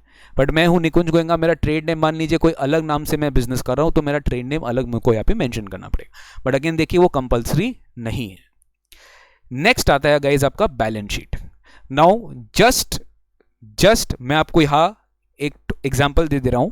जो भी balance sheet, just see this, जो बैलेंस शीट मैंने आपको यहां दिखाया था in this section, what ever section, ये सेक्शन में मैंने आपको जो बैलेंस शीट दिखाया था ना, ये पूरा का पूरा as it is I will be showing you in the ITR form. ध्यान से सुन देखिएगा। पहले आप अगर आपको लग रहा है तो एक बार नोट कर लीजिए एक जगह। Capital 50,000, creditors 30 and secured bank loan 20, asset 40,000, debtors 30,000, TDS advance tax 2500, cash in hand and cash at bank, ये सारा इंफॉर्मेशन है, ठीक है। अब देखिए ये है अपना source of fund, that is the balance sheet. You have to file your balance sheet. आपको बैलेंस शीट भरना पड़ेगा पहले। सबसे पहले प्रोप्राइटर्स कैपिटल आपका जो है 50,000 वो आपने भर दिया। मैंने कोई रिजर्व एंड सरप्लस लिया नहीं था, वो रिजर्व एंड सरप्लस अगर आपका जो बैलेंस शीट है आपका जो मेंटेन होता है, you just fill as per whatever balance sheet you have. Then मेरा लोन फंड था जो मैंने बैंक से लिया, ठीक है। मैंने बैंक से कितना लोन लिया था, 20,000 का। तो मैंने बैंक से 20,000 का लोन लिया, वो भी सिक्योर्ड की कैटेगरी में है, तो मेरा 20,000 हो गया, ठीक है। तो 50 + 20 70,000 इन माई सोर्स ऑफ फंड्स। आप ये सोच रहे होंगे सर क्रेडिटर्स भी तो है, क्रेडिटर्स का क्या करेंगे? डोंट वरी, क्रेडिटर्स को इनकम टैक्स फॉर्म में क्या किया जाता है, डेटर्स से लेस किया जाता है, नेट ऑफ किया जाता है, ठीक है। So you will find this in the asset side का लेस साइड। आप क्या करोगे, इंस्टेड ऑफ लाइबिलिटी साइड, मतलब कैपिटल प्रोप्राइटर्स कैपिटल के इंस्टेड, मतलब लाइबिलिटी साइड में ऑफ द बैलेंस शीट में वो आपको एसेट से माइनस करके दिखाएंगे, ठीक है। अभी हम लोग देखेंगे थोड़ी देर में। सो अब अपने चेक करते हैं application of funds. Fixed assets 40,000, मैंने अज्यूम किया कि मेरा कोई भी एसेट डेप्रिशिएबल नहीं है, इसलिए मैंने डेप्रिसिएशन 0 किया है। वरना अगर आपका एक्यूमुलेटेड डेप्रिसिएशन है तो you have to reduce it from the gross block. Then comes my net block, वो मेरा माइनस होके आ जाता है। फिर मेरा कोई इन्वेस्टमेंट्स था नहीं, मेरा कोई शॉर्ट टर्म इन्वेस्टमेंट्स था नहीं, कुछ नहीं था मेरा। आई हैड डेटर्स ऑफ 30,000, मैंने डेटर्स यहाँ पे फिल कर दिया 30,000, ये था आपका डेटर्स। सन्ड्री डेटर्स मैंने 30,000 यहाँ पे फिल कर दिया। नेक्स्ट मेरा कैश बैलेंस, ठीक है, कैश बैलेंस मेरा था 7,500, कैश बैलेंस मैंने फिल कर दिया 7,500। बैलेंस विद बैंक्स मेरा था 20,000, ठीक है। एक मिनट चेक कर लेते हैं, ठीक है।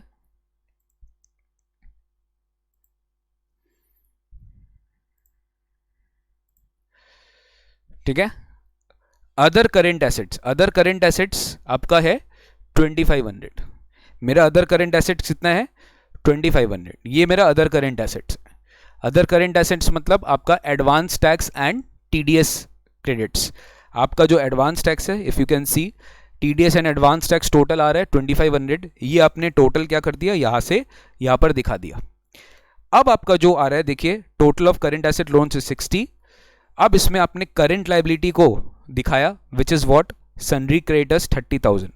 अब ये क्या किया, 60 - 30 को यहाँ पे 30 कर दिया, तो आपका नेट करेंट एसेट्स कितना है 30,000। तो आपका टोटल फंड अप्लाइड कितना है 70। तो ऊपर आप देखिए आपका सोर्स ऑफ फंड कितना आ रहा था, आपका सोर्स ऑफ फंड भी आ रहा था 70,000, और आपका फंड का जो एप्लीकेशन आ रहा है वो भी क्या आ रहा है 70,000। सो बेसिकली गाइस ये कुछ नहीं है, आपको अपना बैलेंस शीट जो है वो आपको यहाँ पे फर्निश करना पड़ता है। नेक्स्ट अपने आते हैं मैन्युफैक्चरिंग अकाउंट। मेरे केस में मैन्युफैक्चरिंग अकाउंट वाला जो शीट है वो एप्लीकेबल नहीं होगा, because I am not into manufacturing activity, I provide services, तो ये मेरे लिए शीट एप्लीकेबल नहीं है। ट्रेडिंग अकाउंट भी मेरे लिए एप्लीकेबल होगा टू सर्टेन एक्सटेंट, क्योंकि मैं प्रोफेशनल सर्विसेज दे रहा हूं, तो मुझे यहाँ पे जो मेरा सेल ऑफ सर्विसेज है वहाँ पे मेरा 10,000 यहाँ मुझे लिखना पड़ेगा। सी यू नो, आपका जो ग्रॉस प्रॉफिट है वो आता है ट्रेडिंग अकाउंट से, तो मेरा जो ऑपरेटिंग बिजनेस है वो है मेरा प्रोफेशनल सर्विसेज। तो जो मैं प्रोफेशनल सर्विसेज, जो मैं प्रोफेशनल फीस रिसीव कर रहा हूँ वो मैं अपना ट्रेडिंग अकाउंट में डालूंगा। बाद बाकी जो मेरा अदर इनकम है, रेंट का, सैलरी का, वो मेरा नॉन ऑपरेटिंग इनकम है, so that will be shown in net profit account, PNL account. तो ये मैंने 10,000 क्या कर दिया, सेल ऑफ सर्विसेज में दिखा दिया, ठीक है। बाद बाकी मेरा कोई भी ट्रेडिंग अकाउंट वाला एक्सपेंडिचर नहीं था, मेरा सारा इनडायरेक्ट एक्सपेंस था।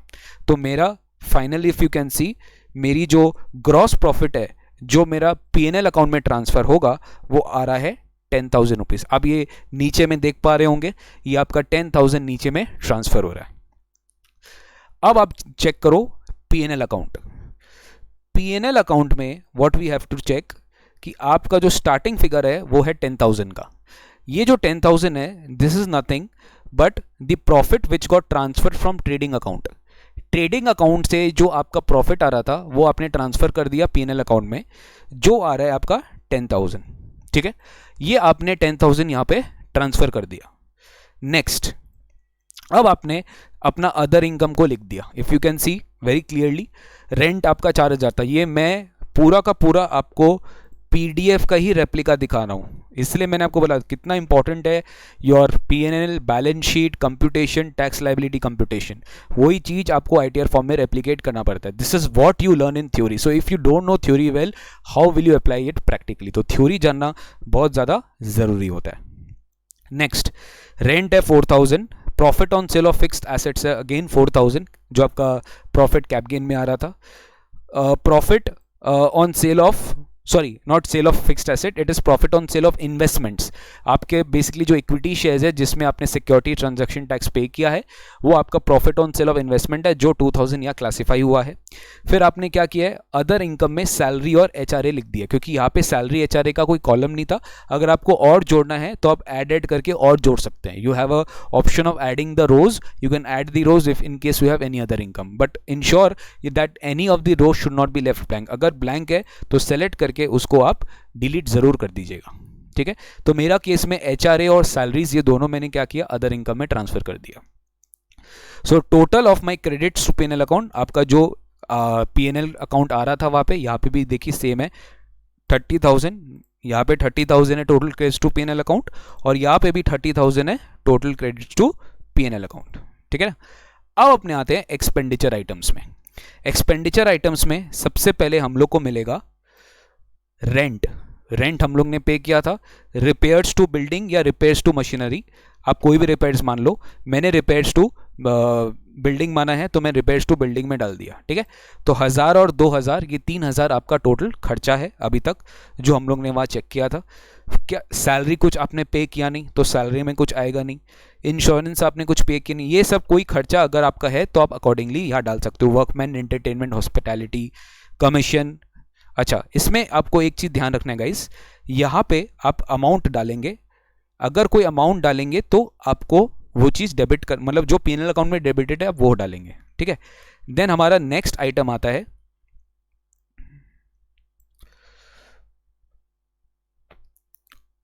Other expense. Other expense bank charges, क्योंकि बैंक चार्जेस का ऊपर में कहीं कुछ मेंशन नहीं है। सो व्हाट वी डिड, हम लोग ने बैंक चार्जेस को यहाँ मेंशन किया और 1,000 रुपये यहाँ पे लिख दिया। तो हमारा जो टोटल डेबिट साइड है वो हमारा यहाँ पे मैच हो गया। अब again there are too many details about information about bad debts. देखिए सारा इन्फॉर्मेशन हम इस वेबिनार में डिस्कस नहीं करेंगे। I will just limit myself to the case study which I have taken. So bad debts है वो आप अलग से मेंशन करोगे अगर आपका कोई बैड डेट्स है तो। अगर आप कोई प्रोविजन बनाए हो तो ऐसे करके आपका टोटल प्रॉफिट बिफोर टैक्स आता है 26,000। अगर आपको याद होगा हम लोग ने यही मेंशन किया था यहाँ पे, क्योंकि आपने इनकम साइड को इनकम में डाल दिया, डेबिट साइड को, एक्सपेंस साइड को डेबिट में डाल दिया, तो everything is matching. So you are getting a profit of 26,000 यहाँ पर। अब यहाँ पे आपको ये समझना है कि मेरा जो 26,000 का प्रॉफिट आया, now you need to transfer it. अब आप देखिए ये जो आपका 26,000 है ये आपका प्रॉफिट लॉस अकाउंट में चला गया। अब नेक्स्ट शीट आता है OI. OI is basically other information. ये बेसिकली तब रेलिवेंट होता है जब आपका टैक्स ऑडिट होता है। If you don't have that tax audit maintain then this sheet is definitely not relevant for you, तो ये हमारे लिए रेलिवेंट अभी नहीं है। नेक्स्ट है क्वांटिटेटिव डिटेल्स, क्यूडी। क्यूडी क्या होता है सर? अगर आप कोई मैन्युफैक्चरिंग गुड्स में कर रहे हो या ट्रेडिंग कर रहे हो गुड्स का, तो अगर आप गुड्स रिलेटेड आइटम में हो तो डेफिनेटली आपको यो आपका आइटम का name, units, opening stock, closing stock, ये सब आपको मेंटेन करना पड़ता है अपने बुक्स के हिसाब से। तो वो यूनिट्स जो आपका स्टोर्स लेजर में आप जो मेंटेन करते हो वो सारे के सारे आपको क्यूडी डिटेल्स में मेंशन करना पड़ता है। तो यहाँ तक तो हम लोग क्या किए, इफ यू नो, हम लोग बेसिक डिटेल्स भरे, हम लोग अपना P&L भरे, अपना बैलेंस शीट भरे, अपना फाइलिंग स्टेटस भरे, अपना रेसिडेंशियल स्टेटस भरे, बहुत सी अपने भरे। अब अपने को चालू करना है income side. Very very important, you have to understand it now. यही मेन चीज है जो आपको समझने की रिक्वायरमेंट है, ठीक है ना? ओके, सो चलिए अब मैं आपको वहां पर लेके चलता हूं कि वो वहां पर हम लोग को क्या देखना है। मैं रिप्लाई करूंगा राहुल शर्मा, प्रियांशु सिंह यूट्यूब में मिलेगा नहीं प्रियांशु, अभी ये यूट्यूब में नहीं मिलेगा, ये पर्टिकुलरली हम लोग लाइव स्ट्रीमिंग के लिए रख रहे हैं। सो हाँ, income from salary, income from से सबसे पहले हेड आया आपका इनकम फ्रॉम सैलरी। एक बार जस्ट मैं आपको दिखा रहा हूं इनकम फ्रॉम सैलरी के लिए। इनकम फ्रॉम सैलरी जो था, यहां पर देखिए आपका टोटल सैलरी इनकम क्या था, 0। आपका बेसिक सैलरी क्या था, 5000, फटाफट। आपका HRA क्या था, 5000 रिसीव्ड, और आपने एग्जेम्पशन कितना क्लेम किया, 500। तो ये 4 डिटेल्स आपका इंपॉर्टेंट था जो आपको सैलरी डिटेल्स में भरना था। फिर हम लोग को ऊपर क्वेश्चन में और क्या पता चला कि आपको सैलरी किससे किससे मिल रहा है, EY से मिल रहा है और अदर डिटेल्स फॉर्म में। अब आप देखो कि हमको किससे किससे क्या मिल रहा है, क्या मेरे को सैलरी से डिटेल्स पूछ रहा है। It is important, very important for those professional people, those who were asking me कि I am a salaried class tax payer, what are the details I have to file in and what are the things I have to furnish. Please listen to me. Details of income from salary, details of income from salary, आपको सबसे पहले अपना employer का नाम add करना पड़ता है, जो भी आपका एम्प्लॉयर का नाम है आपको वो लिखना पड़ेगा। नेक्स्ट, आपका एम्प्लॉयमेंट का नेचर क्या है, वो गवर्नमेंट एम्प्लॉय है, पब्लिक सेक्टर है, पेंशनर्स है, अदर्स है, तो मैंने अदर्स लिख दिया।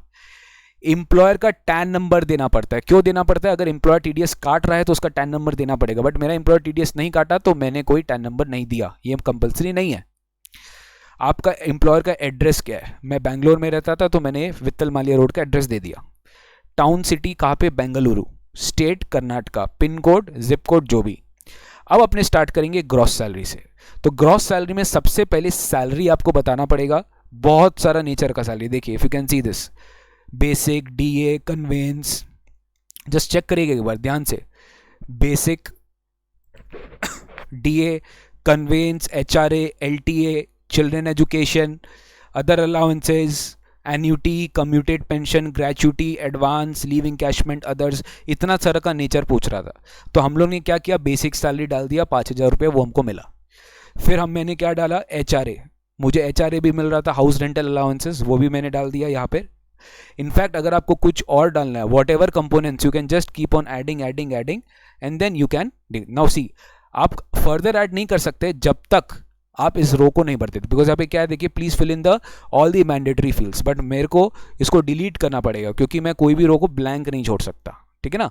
सो यहाँ पे आपने HRA कितना डाला, 5000 डाला।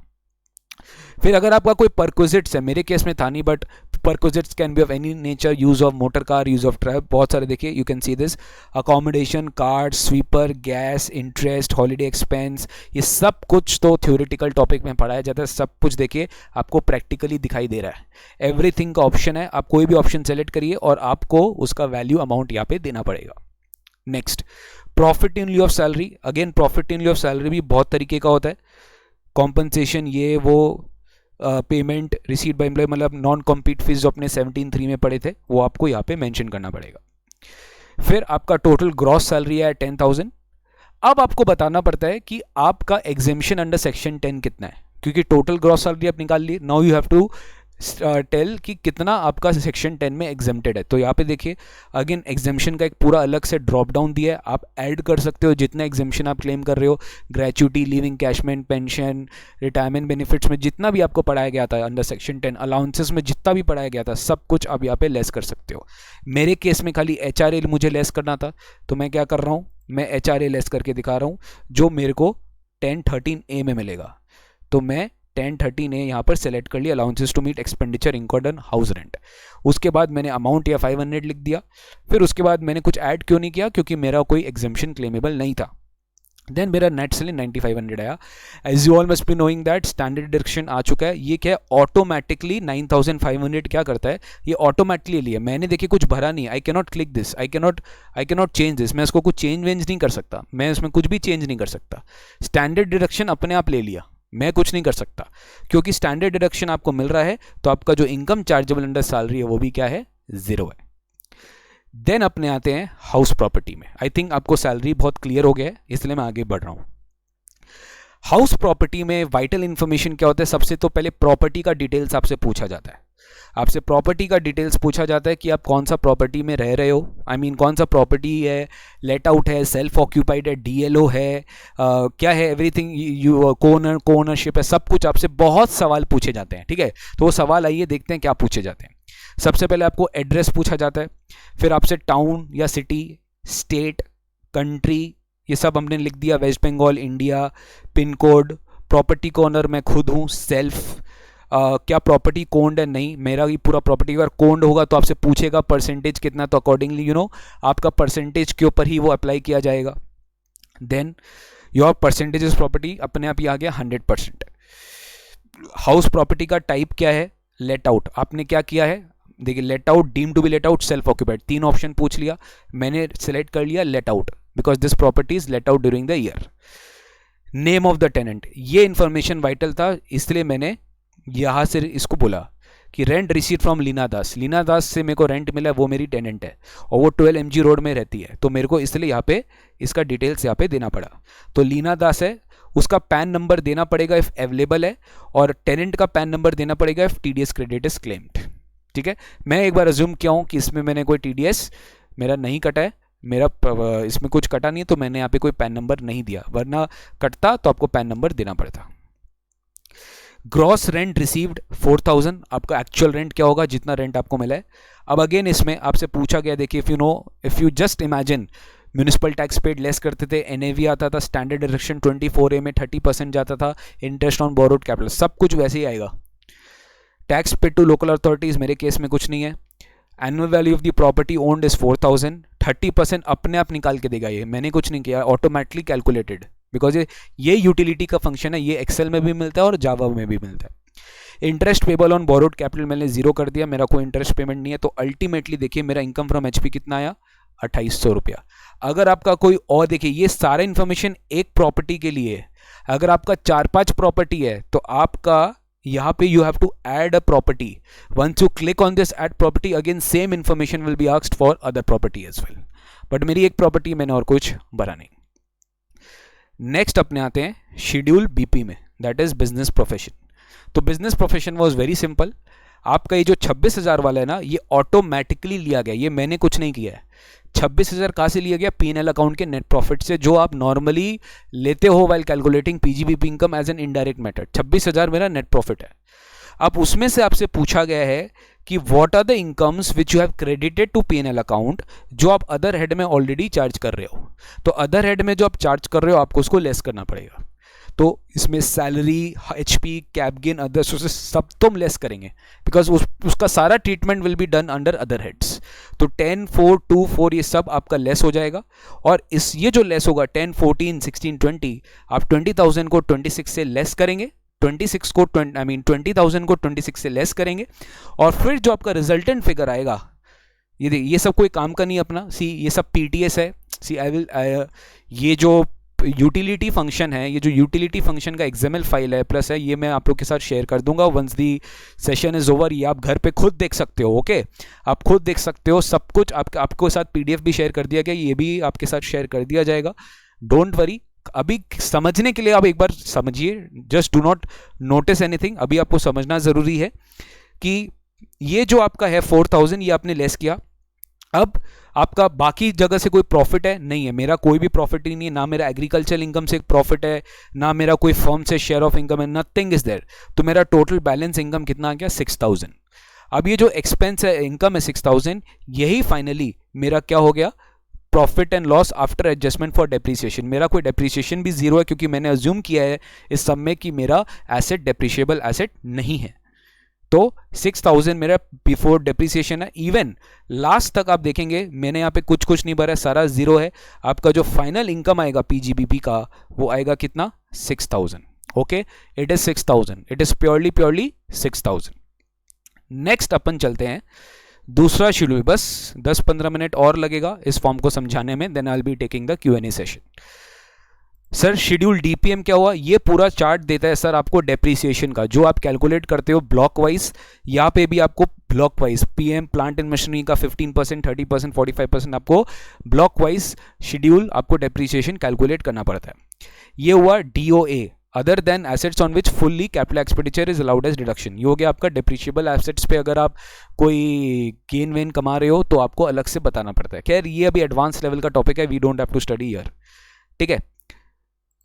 अब अपने आते हैं, ये सब गाइज ईएसआर एक्सपेंडिचर है ऑन साइंटिफिक रिसर्च, जो आपको स्पेसिफाइड, अगर आपको याद होगा सेक्शन 35 स्पेशल डिडक्शंस में हम लोग क्लेम करते थे, तो वो स्पेशल डिडक्शन का सेक्शंस आपको यहाँ बताना पड़ता है।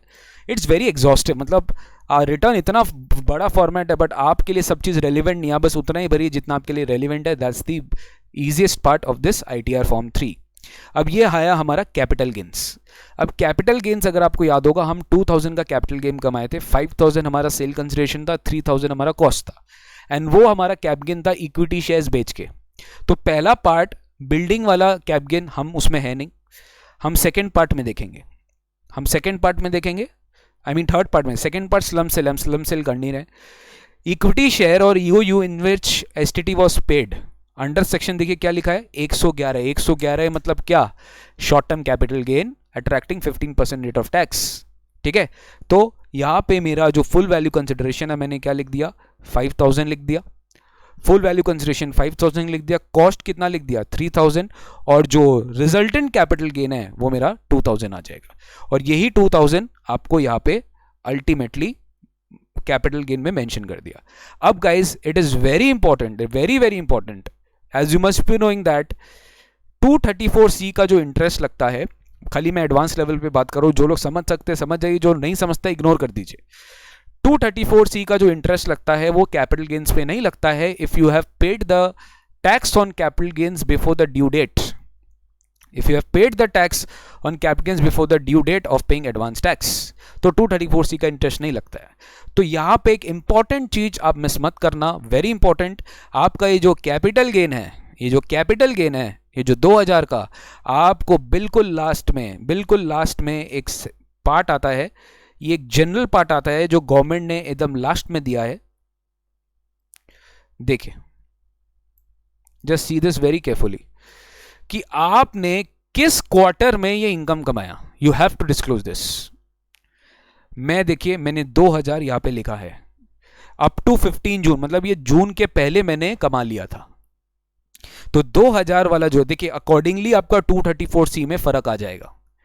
इस केस में तो मेरा फर्क नहीं आने वाला एनीवेज, क्योंकि मेरा एनीवेज टैक्सेबल इनकम लिमिट से कम है, so I am not liable to pay 234C interest. But अगर मेरा टैक्सेबल इनकम लिमिट से ज्यादा होता, इन दैट केस ये बहुत बड़ा इंपॉर्टेंट रोल प्ले करता अगर कैपिटल गेन्स का डेट इधर उधर हो जाता तो। सो दिस इज इंपॉर्टेंट, 2000 मुझे बताना पड़ेगा कि किस क्वार्टर में आपका, ये खाली एक तरह का डिस्क्लोजर है, इसका कोई एडिशन नहीं होगा। 112 capital A, I am not going into this because that talks about long term capital gain on equity shares. 112A वो अलग चीज डिस्कस है। अब अपने आ जाते हैं सीधा अदर सोर्सेज में। अदर सोर्सेज में गैस कुछ कराने का है नहीं, खाली एक सिंपल एंट्री है 4000 का। 4000 को आपको खाली क्लासिफाई करना है कि इसमें कितना सारा डिटेल्स है, डिविडेंड नहीं है, इंटरेस्ट ग्रॉस, वो भी कहाँ का, savings bank, deposit, IT refund, किसका, सेविंग्स बैंक। तो आपने क्या किया, आप सेविंग्स बैंक का 4000 इंटरेस्ट यहाँ डाल दिए, ऑटोमेटिकली ये पूरा 4000 अदर सोर्सेज तक पकड़ लिया, ठीक है। ये हो गया अपना अदर सोर्सेज का शेड्यूल। नेक्स्ट आता है CYLA। CYLA guys talks about carried forward losses, कि अगर आपका करंट ईयर का कोई लॉस है और आपको सेट ऑफ करना है कोई इनकम के साथ, तो आप यहाँ पे कर सकते हो। हमारे केस में वो रेलिवेंट नहीं है, तो we are not talking about this, let's not discuss on this, वरना आपको थोड़ा हैवी लगेगा session. BFLA talks about broad forward losses, again हमारे केस में कोई लॉसेस का है नहीं, तो हम इसका बात नहीं करेंगे। यूडी टॉक्स अबाउट अनऑब्जर्व्ड डेप्रिसिएशन, ये जो शीट बात करेगा ये यूडी अनऑब्जर्व्ड डेप्रिसिएशन का बात करेगा, इसके बारे में भी कोई डिस्कस करके लाभ नहीं है। ICDS as you all must be knowing, income computation disclosure standards, इसका इंपैक्ट एडजस्टमेंट आपको इस शीट में दिखाना पड़ता है। 10AA as you must be knowing, exemption SEZ unit को मिलता है, इसका कंप्यूटेशन आपको अलग से करना पड़ता है। 80G is very important, that is chapter 6 से। 80G का डिडक्शन आपको यहाँ पर अलग से बताना पड़ता है कि आप कौन से में हो, 100 विदाउट क्वालिफाइंग लिमिट में हो, 100 विद क्वालिफाइंग लिमिट में हो, 50 विदाउट क्वालिफाइंग लिमिट में हो कि 50 विद क्वालिफाइंग लिमिट में हो। ये सारा डिस्क्लोजर आपको यहाँ पर देना पड़ता है विद द ऑल डिटेल्स। देखिए थोड़ा फॉर्म क्या होता है, डिटेल्स में होता है, आपको ये भी बताना पड़ता है कि whatever 80G deduction you are claiming, donations किसने दिया, किस नंबर पे दिया, everything has to be mentioned. Okay, so आपके साथ आपके पास कुछ एडिशनल डिटेल्स भी होने चाहिए। Then come schedule RA. Schedule RA basically एक स्पेशल सेक्शन है जो सेक्शन 35 केस में ही एप्लीकेबल होगा। देन कम शेड्यूल 80, ये schedule 80 talks about tax holiday sections. ये अगर आपके लिए टैक्स हॉलीडे रेलिवेंट है तब आप बात करेंगे, ये हमारे लिए इस सब में रेलिवेंट होगा चैप्टर 6 से। वेरी वेरी याद रखना, 80 TTA का हम डिडक्शन क्लेम कर रहे हैं, तो यहाँ पे 80 TTA बोल के एक रेफरेंस है, वैसे तो सब सेक्शन वाइज रेफरेंस है, TTA लास्ट में, इसलिए मैंने लास्ट में जम किया। 80 TTA talks about interest on savings bank account 4000 का, तो 4000 आपने 80 TTA क्लेम कर लिया। AMT के बारे में हम बात नहीं कर रहे हैं, alternate minimum tax, it's a different thing all together. तो AMT इस केस में इसका कोई इम्पैक्ट नहीं आएगा। AMT alternate minimum tax and AMT credit, alternate minimum tax credit, इसके बारे में हम अभी बात नहीं कर रहे, ठीक है। SPV again it's talks about clubbing of income, कि अगर आपका कोई दूसरा दूसरे पर्सन का, अगर आपके माइनर चाइल्ड है या स्पाउस है, उनका इनकम अगर आप में क्लब होता है तो आपको यहाँ पर दिखाना पड़ेगा। Schedule SI talks about special income taxable at special rates. Schedule IF talks about अगर आप कोई पार्टनरशिप फर्म में पार्टनर है तो आपको उसका डिटेल्स देना पड़ता है। और भी गाइज बहुत सारे डिटेल्स है एग्जेम्प्ट इनकम का, एग्जेम्प्ट इनकम जैसे डिविडेंड इनकम है तो आपको उसका डिस्क्लोजर देना पड़ता है। और जो अब मैं आपको बताता हूँ, ये थोड़े एडवांस लेवल के शेड्यूल्स है जो हमको अभी पढ़ने का या फिर दरकार नहीं है, बिकॉज ये सब कुछ स्पेसिफाइड केसेस में ही काम आता है। अब मैं आपको ये दिखाता हूँ शेड्यूल GST, ठीक है। अभी जो शेड्यूल GST है, ठीक है ना, अभी ये रिसेंटली ऐड हुआ है, जहाँ पे आपको ये डिस्क्लोज करना पड़ता है इन योर ITR फॉर्म कि आपने कितना वैल्यू ऑफ सप्लाई किया है GST नंबर वाइज, ठीक है। तो ये थोड़ा सा टीडियस टास्क हो जाता है फॉर द सप्लायर, दैट उनको ये भी बताना पड़ता है गवर्नमेंट को कि उनका कितना सप्लाई हुआ है टू वेरियस पर्सन्स। तो ये अपने अभी इसके ऊपर अपने डिस्कस नहीं करेंगे तो बढ़िया है। लास्ट में अपने एक बार आ जाते हैं, देखिए ऊपर वाला part B TI। Now the best part of this sheet is it is automatically link to other sheets, आपको कुछ भरना नहीं पड़ेगा। नाउ चेक अपने कंप्यूटेशन से, जो मैंने आपको करवाया था इससे कंप्यूटेशन से चेक करिए, सब कुछ ऑटोमेटिकली फिल हो गया है। सैलरी में कुछ देखिए मैं क्लिक नहीं कर सकता, ये ऑटोमेटिकली आ रहा है, I can not click anything. अगर मैंने सैलरी शीट गलत भरा तो ये भी गलत होगा। इनकम फ्रॉम HP में क्लिक कुछ मतलब मैं कुछ एडिट वेडिट में कुछ नहीं कर सकता, कुछ नहीं होगा एडिट। 2800 अपने आप ही आ चुका है। PGPP मैंने कमाया है अदर देन स्पेक्यूलेटिव बिजनेस से 6000 ऑटोमेटिकली यहाँ पे लिखा हुआ है, अपने आप आ गया। अगेन कैपिटल गेन्स आपका 2000 है, आपका लॉन्ग टर्म नहीं है, शॉर्ट टर्म है। अदर सोर्सेज आपका 4000 है। ऐसे करके आपका टोटल हेडवाइज इनकम कितना आ गया 14800। अब 14800 आपका ग्रॉस टोटल इनकम है, उसमें आपका जो 2000 इनकम है दैट इज STCG, आप देख सकते हो PDF में, आप देख सकते हो PDF में, if you can just see 14800 was your gross total income, in which 2000 ये जो कैपिटल गेन्स था ये स्पेशल रेट वाला था, 15% वाला था, इसलिए वहां पे भी स्पेशल रेट में ये 2000 दिखा रहा है। नेक्स्ट आता है चैप्टर 6 से डिडक्शन, ये आपका 4000 है, that is interest from savings banks. तो आपका जो टोटल इनकम आ गया वो क्या आ गया 10800, और आप ये भी देख सकते हो मेरा जो टोटल इनकम यहाँ दिखा रहा है ये भी 10800 का ही दिखा रहा है। तो बेसिकली गाइस TTI जो शीट है ना, TI जो टोटल इनकम का शीट है ना, वो आप खुद भी कैलकुलेट नहीं कर सकते, मतलब ऑटोमेटिकली वो लिंक होगा। So this is the second last part, and the last part I would say this is the second last part, tax on total income. इसके पहले ये लास्ट स्टेप होता है, इसके पहले आपको ये 3 शीट भरनी पड़ती है, IT, TDS and TCS। IT क्या होता है सर, अगर आपको याद होगा advance tax. Sir advance tax का मैंने डिटेल आपको दिया था if you remember, advance tax का डिटेल मैंने आपको दिया था if you remember. Advance tax का ये दो डेट्स थे, ये दो अमाउंट थे, ये बीएसआर कोड थे, ये चालान थे। ये चीज आपको अपने आईटीआर फॉर्म में डिस्क्लोज करना पड़ता है। बीएसआर कोड क्या है, डेट ऑफ डिपॉजिट क्या है, चालान सीरियल नंबर क्या, अमाउंट क्या है। ऑटोमेटिकली ये जो 1500 अमाउंट है ये मेरा एडवांस टैक्स कॉलम, मेरा जो टीटीआई शीट है जहां पे मुझे क्रेडिट मिलेगा, if you can see this, I can just show you. ये देखिए, आप एडिट नहीं कर पाओगे। If you can C taxes paid, अगर आप देख सकते हो यहाँ पे टैक्सेस पेड, ये अपने आप 1500 रुपया यहाँ पे एडवांस टैक्स दिख जाएगा। Then comes TDS. अब ये थोड़ा ध्यान से भरने की चीज है। टीडीएस मैंने अज्यूम किया मेरे केस स्टडी में कि प्रोफेशनल सर्विसेज के लिए टीडीएस कटा गया है। प्रोफेशनल सर्विसेज का जो इनकम मुझे मिला उस पर टीडीएस कटा है, ठीक है। तो उसका भी मैंने आपको दिया है कि टैन नंबर ये था और अमाउंट ये था। तो सर आपको ये कैसे पता चला, ये मैंने एग्जाम्पल में ले लिया।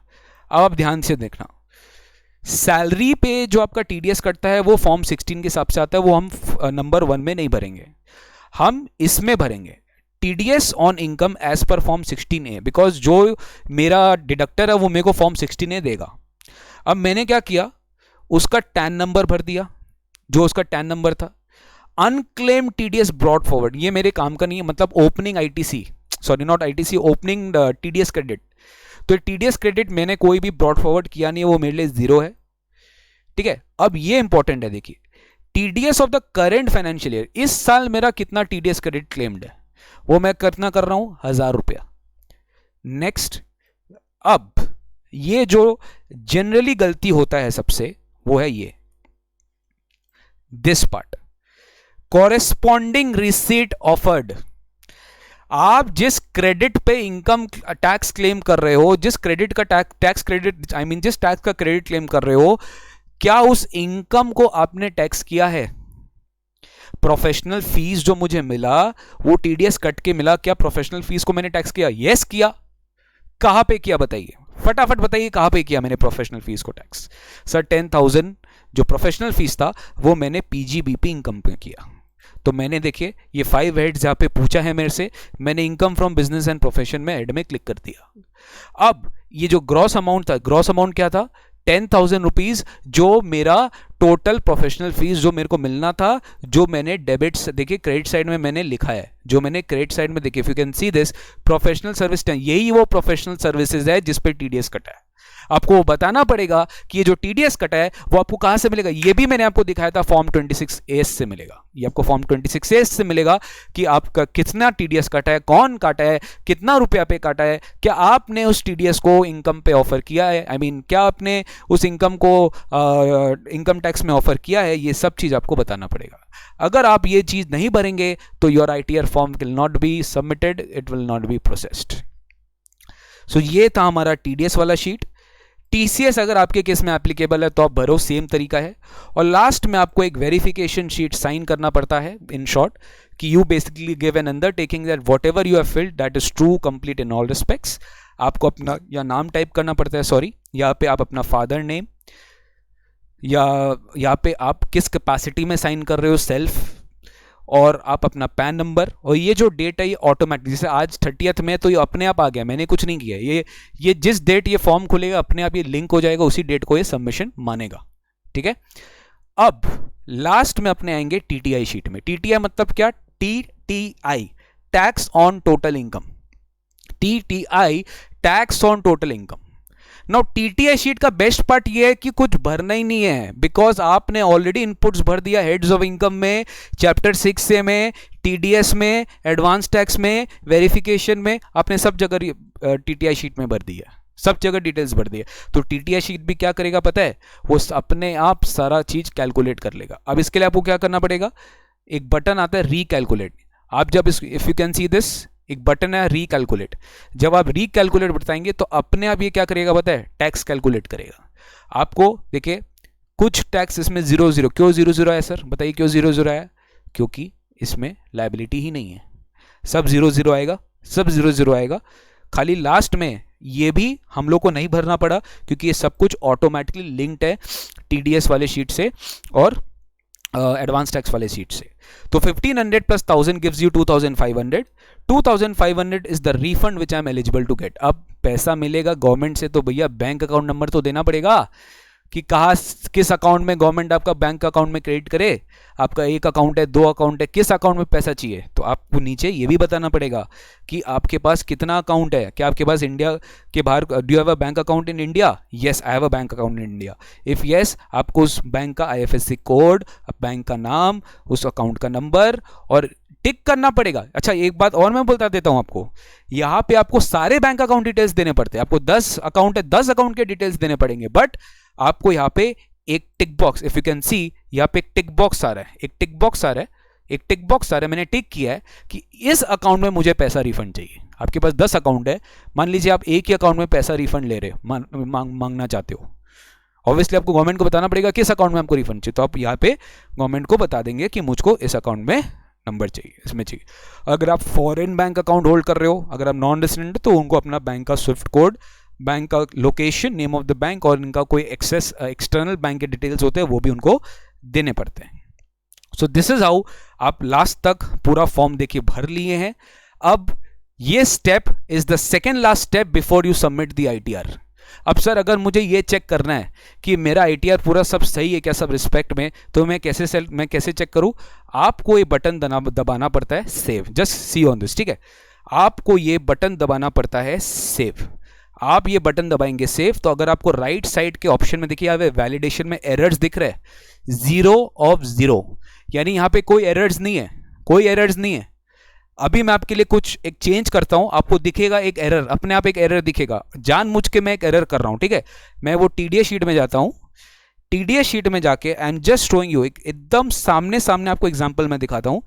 एक बार के लिए मान लीजिए मैं यहां पर कुछ अमाउंट नहीं लिखता, मेरे से एरर हो गया, मेरे से एरर हो गया, मैं यहां से अमाउंट नहीं लिखता, ठीक है? अब देखिए, कैन यू सी दिस? यहां पे एक एरर दिखा रहा है, मैं पढ़ देता हूं, please enter the amount in the gross amount field. ये बोल दिया आपको कि यहां पे प्लीज अमाउंट एंटर करिए, यहां पे प्लीज अमाउंट एंटर करिए ग्रॉस अमाउंट फील्ड पे। अगर आप अमाउंट एंटर नहीं करेंगे तो ये लेगा ही नहीं रिटर्न। अब मैं कर कहता हूं, मैं देखिए मैं 10,000 यहां डाल देता हूं, मैं डाल दिया, अब मैं सेव करता हूं। अब देखिए नॉर्मल हो गया ये सेव, ये ITR इज वैलिडेटेड। अब ये इसमें कोई इशू नहीं आएगा, ठीक है ना?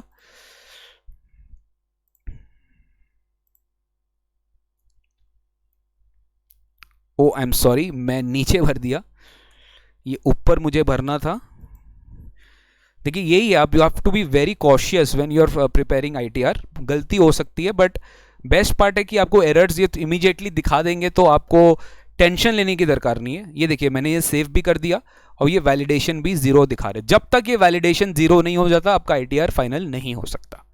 This is my second last step of showing you ITR utility. अब मैं दबाऊंगा submit, just be very careful. अब मैं दबाऊंगा सबमिट। अब देखिए if you can see this, मेरा क्या आ गया? ITR submit. The best part of ITR utility is you don't have to go to income tax e-filing website. आपको e-filing वेबसाइट में जाके ITR फाइल नहीं करना पड़ेगा। आप जो यूटिलिटी प्रिपेयर की हो यहीं से डायरेक्टली सबमिट बटन दबा के आप ITR फाइल कर सकते हो। You don't have to go anywhere else because this is downloaded from the income tax website. बस आपको क्या करना है वो मैं आपको दिखा देता हूं। देखिए ITR क्या था नेचर, देखिए मैं इसको एक्सपैंड कर देता हूं ताकि आप देख सको पूरा। ये क्या था? ITR 3, असेसमेंट ईयर 1920, यूजर का पैन ये है, वेरिफिकेशन पैन ये है, आपको अपना ID, आपका हमेशा पैन नंबर होता है, आप पासवर्ड अपना जो आपका पासवर्ड आपने दिया है ई-फाइलिंग वेबसाइट के लिए वही आप यहाँ पे यूज करोगे। आपका डेट ऑफ बर्थ अपने आप आ गया। Are you audited under 44AB? अगर येस तो आपको चेक में येस करना पड़ेगा, ठीक है? लेकिन मैं ऑडिटेड नहीं हूं तो मैं चेक नहीं करूंगा। क्या आपको डिजिटली साइन करना है? You should be knowing that there are various modes of signing return of income. एक होता है आप आधार बेस्ड OTP, आपका वन टाइम पासवर्ड आएगा आपके मोबाइल नंबर पे, उसके बेसिस पे आप वेरिफिकेशन कोड देके आप अपना ई-वेरीफाई कर सकते हो। If you do not e verify the return you will definitely your return is not being treated to be filed. आपको वेरीफाई करना पड़ेगा, या फिर आप अपना डिजिटल सिग्नेचर भी कर सकते हो।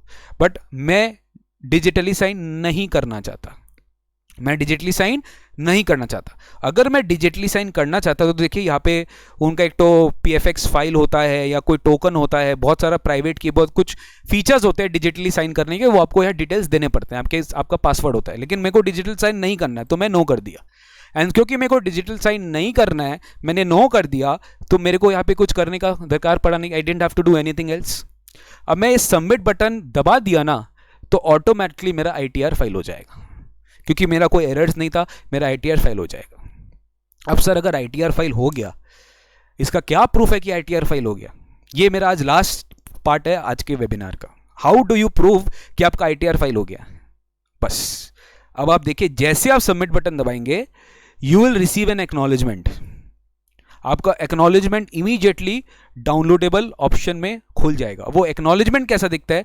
वो कुछ इस तरह सा दिखता है। This is automatically if you e verify the return.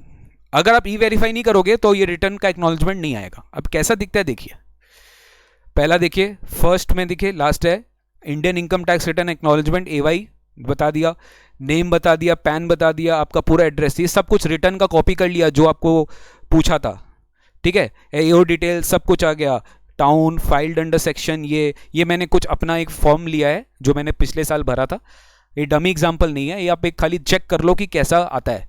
E filing acknowledgement number, ये नंबर आ गया, नंबर बहुत इंपॉर्टेंट होता है, ये नंबर से पता चलता है कि आपने रिटर्न भर दिया है, ये एक बहुत इंपॉर्टेंट नंबर है। This is the acknowledgement number which will be coated with the department for future reference. फिर आपका सारा का सारा जो एक समरी है, GTI कितना है, डिडक्शंस कितना है, टोटल कितना है, लॉस कितना है, नेट टैक्स कितना है, इंटरेस्ट फी कितना है, टैक्स कितना आपने पे किया है एडवांस में, TDS, TCS, self assessment tax, कितना रिफंड आया है, कितना पेमेंट है, कितना एग्जेम्प्ट इनकम है। फिर आपका वेरिफिकेशन, देखिए आपका IP एड्रेस, यहाँ पे IP एड्रेस तक यहाँ पे इन्होंने कोड कर लिया कि इस IP एड्रेस से आपका रिटर्न फाइल हुआ, मतलब इस कंप्यूटर लैपटॉप से भी आपका जो IP एड्रेस है वहाँ से भी कोड कर लिया कि यहाँ से रिटर्न फाइल हुआ है। और मैंने किसके थ्रू फाइल किया? आधार OTP, मेरा वेरिफिकेशन मोड क्या था? आधार OTP से मैंने फाइल किया था। सो सर ये था एक पूरा रिटर्न फॉर्मेट का प्रोसेस जो मुझे आपको दिखाना था और जो हम लोग ने आज के वेबिनार में डिस्कस किया। सो ये हमारा सेशन को करता है ऑलमोस्ट एंड अब मुझे लग रहा है कि आपको बेनिफिट हुआ होगा इस सेशन को देखकर, कि यू वुड बी कॉन्फिडेंट कि अभी के केस में अगर आप चाहे तो आप इनकम टैक्स रिटर्न को कम से कम थोड़ा बहुत नहीं तो ट्राई कर सकते हैं भरने के लिए। कोई हार्म नहीं है, आपके पास लैपटॉप है, आप आराम से कम देखिए, इस लॉकडाउन पीरियड का बेनिफिट लीजिए। Just not go into books, you should also see think practically. कम से कम नहीं के बराबर, बेटर देन नथिंग, कुछ ना कुछ आपको प्रैक्टिस करना चाहिए, कुछ ना कुछ देखिए कि हाँ इस तरह के फॉर्म्स होते हैं। So guys it's very practical which I had explained you. I have taken a case study, मैंने पूरा अच्छे से आपको वो केस स्टडी को फॉर्म में कन्वर्ट करके दिखाया। अब देखिए ऐसे बहुत सारे छोटे छोटे स्टेप्स है जो एक दिन में सब कुछ नहीं कराया जा सकता, because I believe that what ever you understand you should understand it very nicely. थोड़ा ही करिए बट इफेक्टिवली करिए। एक दिन और अपने वेबिनार लेंगे, maybe in some different topic, और कोई एक टॉपिक को लेके थोड़ा डिटेल में जाएंगे, तो वहाँ पे मे बी अगर आप लोग का इसी तरह से सपोर्ट रहा so will definitely organise more webinars in future. But आज के लिए मैंने आपको इनकम टैक्स डिपार्टमेंट का पूरा वेबसाइट किस तरीके से यूज़ किया जाता है, मोस्ट ऑफ द फीचर्स मैंने बताया, ऑल्दो सारा मैं नहीं बता सकता इतना गिवन टाइम, लिमिटेड टाइम में। सेकंड, मैंने आपको पूरा एक केस स्टडी समझाया, उसका क्वेश्चन, उसका आंसर, उसको ITR में कैसे फॉर्म भरते हैं, कैसे सबमिट करते हैं, everything we came to know, ठीक है ना। तो सब कुछ हम लोग ने समझा। So this is how we took the webinar. So I hope आपको वेबिनार अच्छा लगा होगा। Please do give me feedback now कि आपको ये वेबिनार कैसा लग रहा है। ऑल्दो वेट, एक लिंक आपको मैं व्हाट्सएप ग्रुप में भेजूंगा, जो व्हाट्सएप ग्रुप में आप एडेड हो। ज़रूर please do not remove the group, please do give your valuable and honest feedback in that form, because that form is basically on your feedback on this webinar। बहुत important हमारे लिए, इस app के लिए, इस system के लिए, इस वेबिनार सिस्टम के लिए, SJC के लिए बहुत इंपॉर्टेंट है इवैल्यूएट करना कि हम किस तरीके से आगे आप लोग के लिए सेशंस और प्लान कर सकते हैं। सो ज़रूर उस फॉर्म को भरिएगा ताकि हम लोग को एक आइडिया लग सके कि हम लोग किस तरीके से और बेटर आप लोग के लिए अच्छे अच्छे कोर्सेज लेकर आ सकते हैं. सो guys, thank you so much आप सबको इतना देर मेरे साथ रहने के लिए, लाइव इंटरेक्ट करने के लिए. अब मैं Q&As लूँगा. मैं अब Q&As स्टार्ट कर रहा हूँ लेने के लिए. अब मैं सारा क्वेश्चंस पढ़ रहा हूँ. मैं स्टार्टिंग से एक बार पढ़ रहा हूँ, मैं नीचे से मैं पढ़ रहा हूँ. जहाँ तक मेरे को लगेगा वो मैं देखूँगा.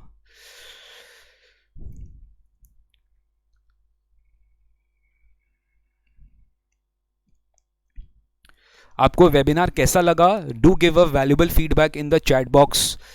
चैट बॉक्स में ज़रूर बताइए कि आपको कैसा लगा वेबिनार, लिखकर बताइए. Sir thanks a lot, market में इसको सिखाने का फ़ी चार्ज लेते हैं. Thanks a lot sir. देखिए, हम तो अभी सोशल सर्विस पे बिलीव कर रहे हैं. कुछ कुछ चीज़ें आप लोग को पता होना चाहिए. Me as a teacher, me as a guide should teach you. I hope I was able to I hope I was able to provide you all the stand up to your expectations. I hope कर पाया मैं.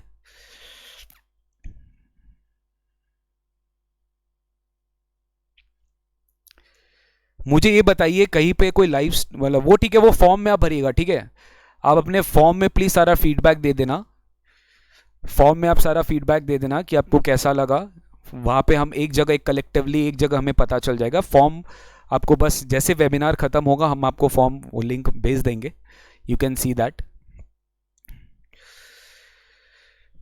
Videos पे हम लोग आएंगे sir, videos पे हम लोग आएंगे, डोंट वरी. अगर ऐसा हुआ तो हम लोग और ऐसा ही सेशन हम लोग आगे भी कंडक्ट करेंगे, डोंट वरी. अभी मेरे को एक बार Q&A लेने दीजिए. विनीत ने पूछा है कि सर वो फॉर्म कहाँ से ओपन किए थे, प्लीज़ वो बता दीजिए, मेरा नेट उस टाइम डिस्कनेक्ट हो गया. विनीत, वो जो फॉर्म है ना वो आपको ई फाइलिंग वेबसाइट में ही मिलता है जाकर. जो मैंने डाउनलोड रिटर्न सॉफ्टवेयर में वही से मिलता है. वो उस पर मैंने एक्चुअली आपको ज़्यादा डिटेल में इसलिए नहीं कराया वरना आप कंफ्यूज हो जाते. वो आपको यूटिलिटी खोलना पड़ता है, वो यूटिलिटी से ओपन करना पड़ता है, ठीक है. अब जहाँ से वो डाउनलोड होता है वो डाउनलोड वो होता है, वही यूटिलिटी से आप फॉर्म को ओपन कर सकते हो. Sir, if advance tax paid is more than the tax computed in the assessment year, then what is the next step. अगर आपका एडवांस टैक्स ज़्यादा है तो obviously you are eligible for refund. तो अब रिटर्न तो जैसे फाइल करना है आप तो रिटर्न वैसे ही फाइल करोगे. आपको खाली रिटर्न फाइल करना पड़ेगा, ये इंपॉर्टेंट है. और रिफंड आपको एसेस करना पड़ेगा, रिटर्न फाइल करना पड़ेगा. रिफंड के लिए अकाउंट नंबर, सब कुछ जैसे आप करते हो वैसे करना पड़ेगा. तो एडवांस टैक्स ज़्यादा है तो कोई दिक्कत नहीं, और eligible for the refund. Income tax department आपको रिफंड दे देगा, ठीक है ना. Once you file your return, if you do not file the return you are not eligible for refund.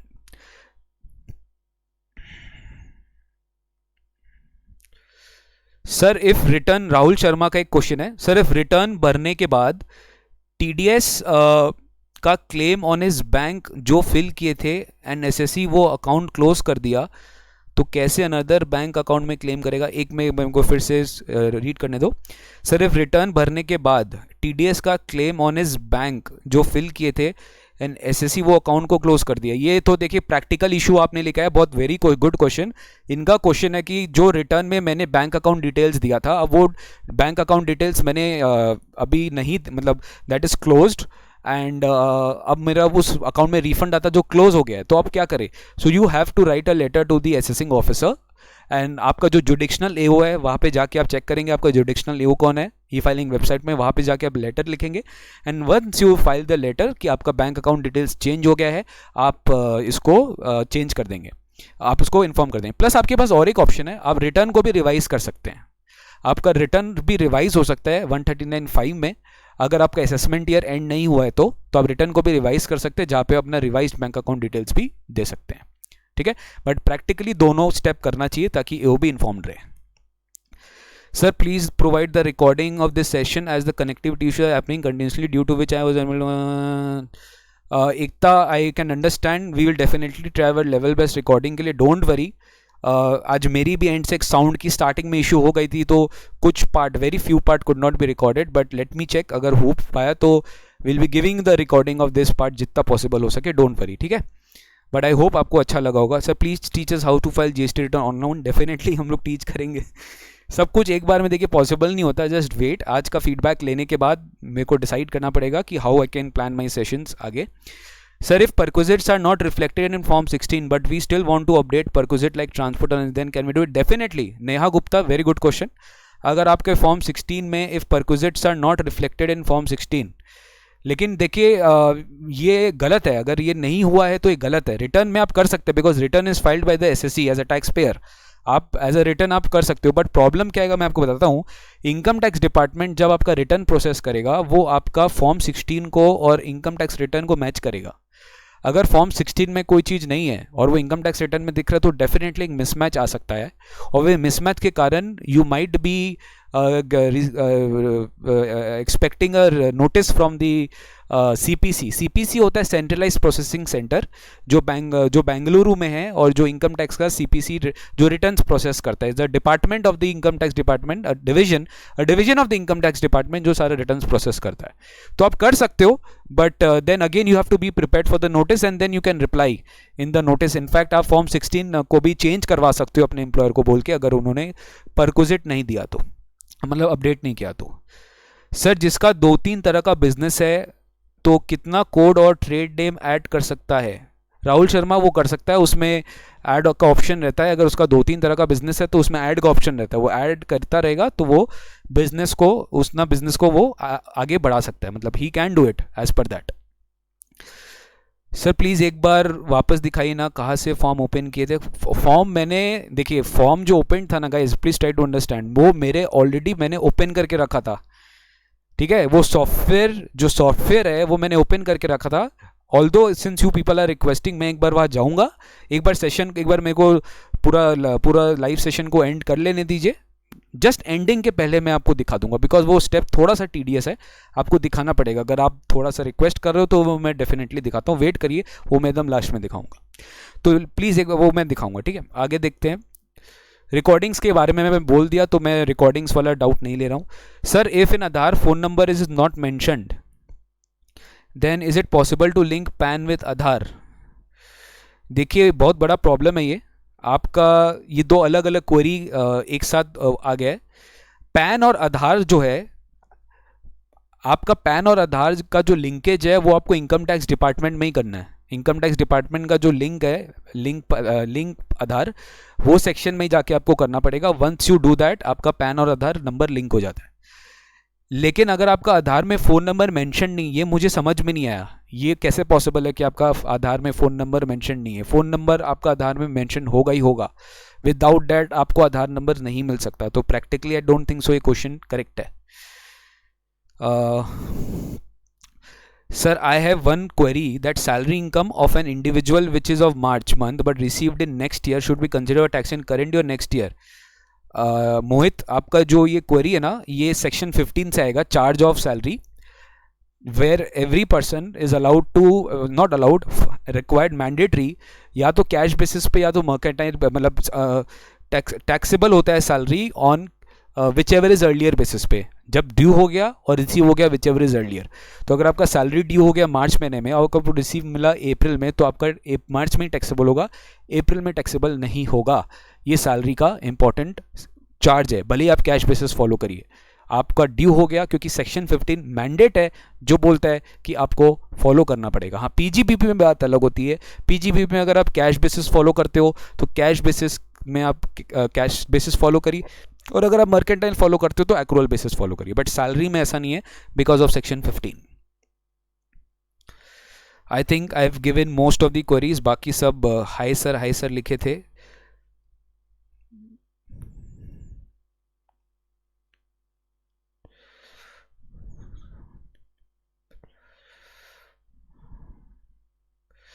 ठीक है, I think hello sir, let's say salary income, Jugal Kishore Panda ji. Hello sir, let's say salary income 10 number HPCG from stock 10K which is less than 1 lakh exemption. So which ITR should use? जुगल किशोर जी, आपका थोड़ा question clear नहीं लग रहा है. अगर आप हो session में तो प्लीज़ एक बार वापस से टाइप करें.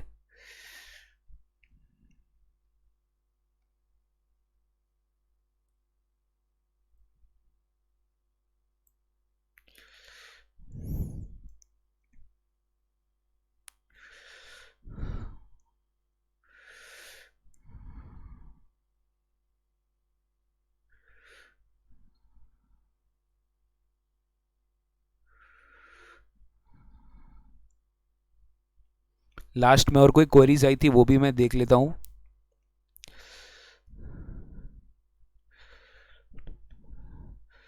यूटिलिटी टूल डाउनलोड नहीं हो रहा है, बिल्कुल होगा प्रियांशु बागची, डाउनलोड करना होगा, लेकिन उसमें अगर आप जावा यूज करेंगे तो जावा का आपको सॉफ्टवेयर चाहिए होगा इन योर लैपटॉप। अगर आपके पास जावा का सॉफ्टवेयर नहीं है देन यू कैनॉट डाउनलोड, मतलब वो यूज नहीं हो पाएगा, वो ओपन नहीं हो पाएगा। आप java.com में जाके उनका लेटेस्ट ड्राइवर डाउनलोड कर लीजिए, ठीक है। जावा का आपको सेपरेट डाउनलोड करना पड़ेगा।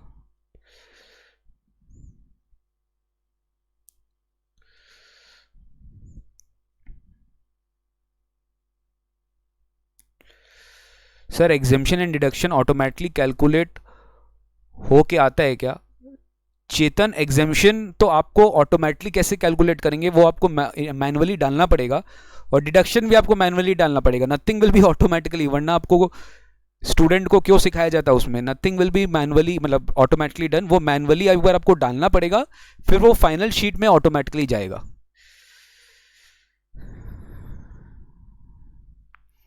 Salary 10 lakh, capital gain 10,000। Cap gain जैसे ही हुआ आप ITR1 फाइल नहीं कर सकते, please listen to me. Capital gain जैसे ही हुआ आप ITR1 फाइल नहीं कर सकते। Jugal Kishore ji, sir self assessment tax और एडवांस टैक्स के बारे में कुछ बताएंगे? Very good. Self assessment tax वो टैक्स होता है जो आप असेसमेंट ईयर में भरते हो, मतलब आपका जब ईयर एंड हुआ, जैसे मैं एग्जांपल ले रहा हूँ, previous year is 1920 and current year चल रहा है 2021। प्रीवियस ईयर 1920, करेंट ईयर 2021, तो प्रीवियस ईयर का 1920 का जो टैक्स है, जिसको हम जिसका रिटर्न अभी फाइल होगा, उसका सेल्फ असेसमेंट टैक्स इस साल भरा जाएगा, which is financial year 2021। But previous year 1920 का एडवांस टैक्स ऑलरेडी हम प्रीवियस ईयर 1920 में भर चुके हैं, हम इस साल नहीं भर सकते बिकॉज दैट वाज एडवांस। तो एडवांस टैक्स इस साल के इनकम पे इस साल भरते हैं, सेल्फ असेसमेंट टैक्स पिछले साल का इनकम हम इस साल भरते हैं। जैसे अभी चल रहा है फाइनेंशियल ईयर 2021, तो इस साल सेल्फ असेसमेंट टैक्स आप इस साल नहीं भरेंगे, इस साल का इनकम पे, इस साल का इनकम पे आप एडवांस टैक्स भरेंगे। How is TDS calculated on salary? It's a very descriptive question, आप सेक्शन 192 पढ़ लीजिए, आपको समझ में आ जाएगा। ये थोड़ा इंटरेक्टिव सेशन हम लोग वेबिनार प्रैक्टिकल एस्पेक्ट के लिए रख रहे हैं, ये थोड़ा थ्योरेटिकल क्वेश्चन है, 192 सेक्शन पढ़ना पड़ेगा। Sir, please come again with such type of webinar. It was very informative. Thank you. Sir, what if we have filed TDS return with wrong assessment year? बहुत प्रॉब्लम हो जाएगा अगर TDS return wrong assessment year के लिए हो गया, तो उसको एक तो प्रोसेस होता है करेक्शन स्टेटमेंट, वहाँ पे आपको करेक्शन स्टेटमेंट फाइल करना पड़ता है। आप नहीं फाइल करेंगे, बेसिकली आप तो क्रेडिट क्लेम कर रहे हो, जो आपका रिटर्न फाइल किया है TDS return deductor, he has to file a correction statement to that and then उसका प्रोसेस खत्म होगा, ठीक है। करेक्शन स्टेटमेंट फाइल करना पड़ेगा। बिनीत शर्मा, सर मेरा एक डाउट है, जैसे मेरा एक बिजनेस है, एक मैन्युफैक्चरिंग कंसर्न है, कंपनी है, एक फैक्ट्री है, और मेरा टर्नओवर है ऑलमोस्ट 2 या 3 करोड़, जो एनुअल रिटर्न तो मेरा फैक्ट्री का लगेगा ही, एंड जब मेरा पर्सनल इनकम टैक्स रिटर्न भी लगेगा अलग से। एनुअल रिटर्न GST में होता है और पर्सनल इनकम टैक्स रिटर्न भी लगेगा, वो इनकम टैक्स लॉ के हिसाब से होता है। एनुअल रिटर्न जो है वो GST लॉ में आपको देना पड़ेगा, और पर्सनल इनकम टैक्स रिटर्न भी देना पड़ेगा। Personal income tax return will disclose all incomes, आपका फैक्ट्री से इनकम आया, आपका कैपिटल गेन से इनकम आया, सैलरी से इनकम आया, जो भी पांचों हेड से इनकम आया, सारा चीज कवर होगा उसमें। एनुअल रिटर्न होता है जो GST में लगता है, जो खाली आपका बिजनेस या प्रोफेशन से रिलेटेड इनकम पे जो आप GST जिस पे चार्ज होता है, जिस पे वो आपको अलग से देना पड़ेगा। It is is it mandatory to file ITR only by CA? very wrong question Chetan, CA कभी भी ITR फाइल नहीं करता है, ITR आप खुद फाइल करते हो अपना, CA ऑडिट रिपोर्ट फाइल करता है। Chartered accountant is liable to file audit report, chartered accountant is liable to file audit report chartered accountant file करता है, ये आप बिल्कुल ध्यान रखिएगा, ठीक है। ITR आप खुद फाइल करते हो अपना। सर सेल्फ असेसमेंट टैक्स और एडवांस टैक्स के बारे में कुछ क्लियर करेंगे? I think I have cleared my self अभी। आई थिंक आप देखिएगा, गो लाइव में जाके देखिए, बटन दबाइए, आपको आंसर मिल जाएगा। बैलेंस शीट पैनल का शेड्यूल 3 है, यह शेड्यूल 3 टू कंपनीज एक्ट 2013। यहाँ पे आपको उसी को फॉर्मेट को या उसी के हिसाब से आपको इनकम टैक्स रिटर्न के फॉर्म में डालना पड़ता है। आई थिंक क्वेश्चंस रिपीट हो रहे हैं. Sir, if we have income chargeable at special rates and our total income is within the exemption limits, then whatever that special income is also exempt from tax. Very good question एकता. ये आपको पढ़ना पड़ेगा. अगर आप एक resident हो, individual हो, आपका ये स्टेटस इंपॉर्टेंट है, रेसिडेंट इंडिविजुअल हो, देन आपका स्पेशल रेट्स पे जो स्पेशल इनकम एप्लीकेबल है, जैसे लॉन्ग टर्म कैपिटल गेन हो गया, एसटीसीजी हो गया, 112A हो गया, इस पे सब पे आपको बेसिक एग्जम्पशन लिमिट मिलेगा. बट लॉटरी इनकम हो गया, दोज कैजुअल इनकम जो 30% टैक्सेबल है, उस पर कोई बेसिक एग्जम्पशन लिमिट आपको नहीं मिलेगा. बाद बाकी के लिए if you are resident SSC आपको बेसिक एग्जम्पशन लिमिट मिल जाएगा. Salary 10 lakhs, no HP income, LTCG 1 lakhs under exemption limit, which ITR form?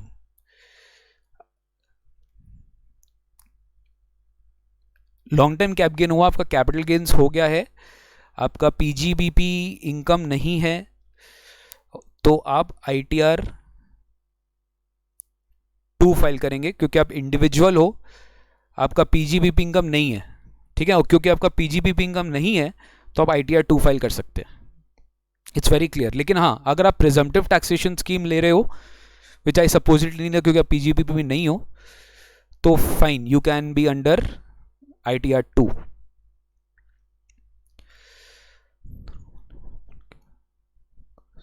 आधार का मोबाइल नंबर भूल गया है तो कहाँ से मिलेगा? Rahul, it's a practical question.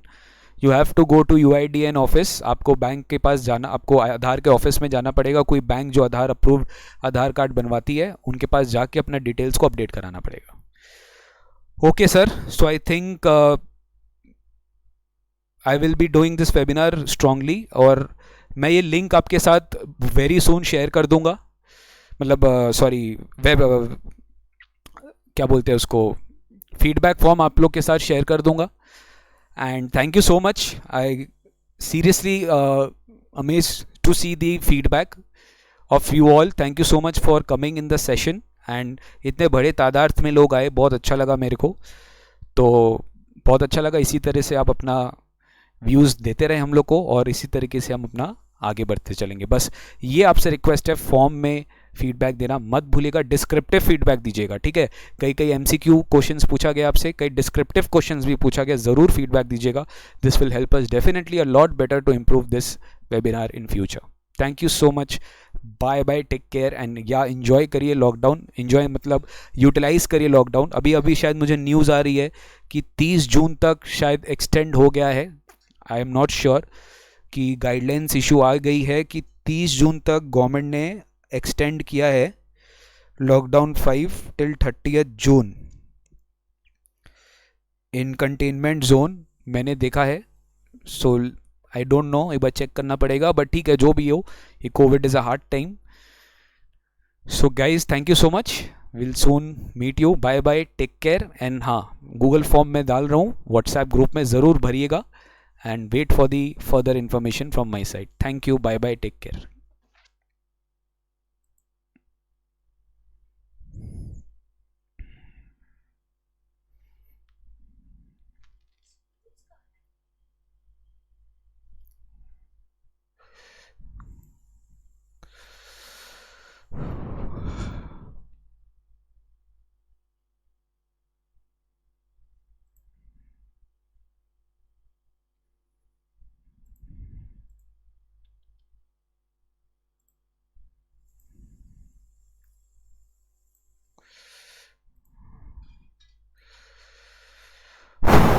मेरा दिख रहा था पूरा.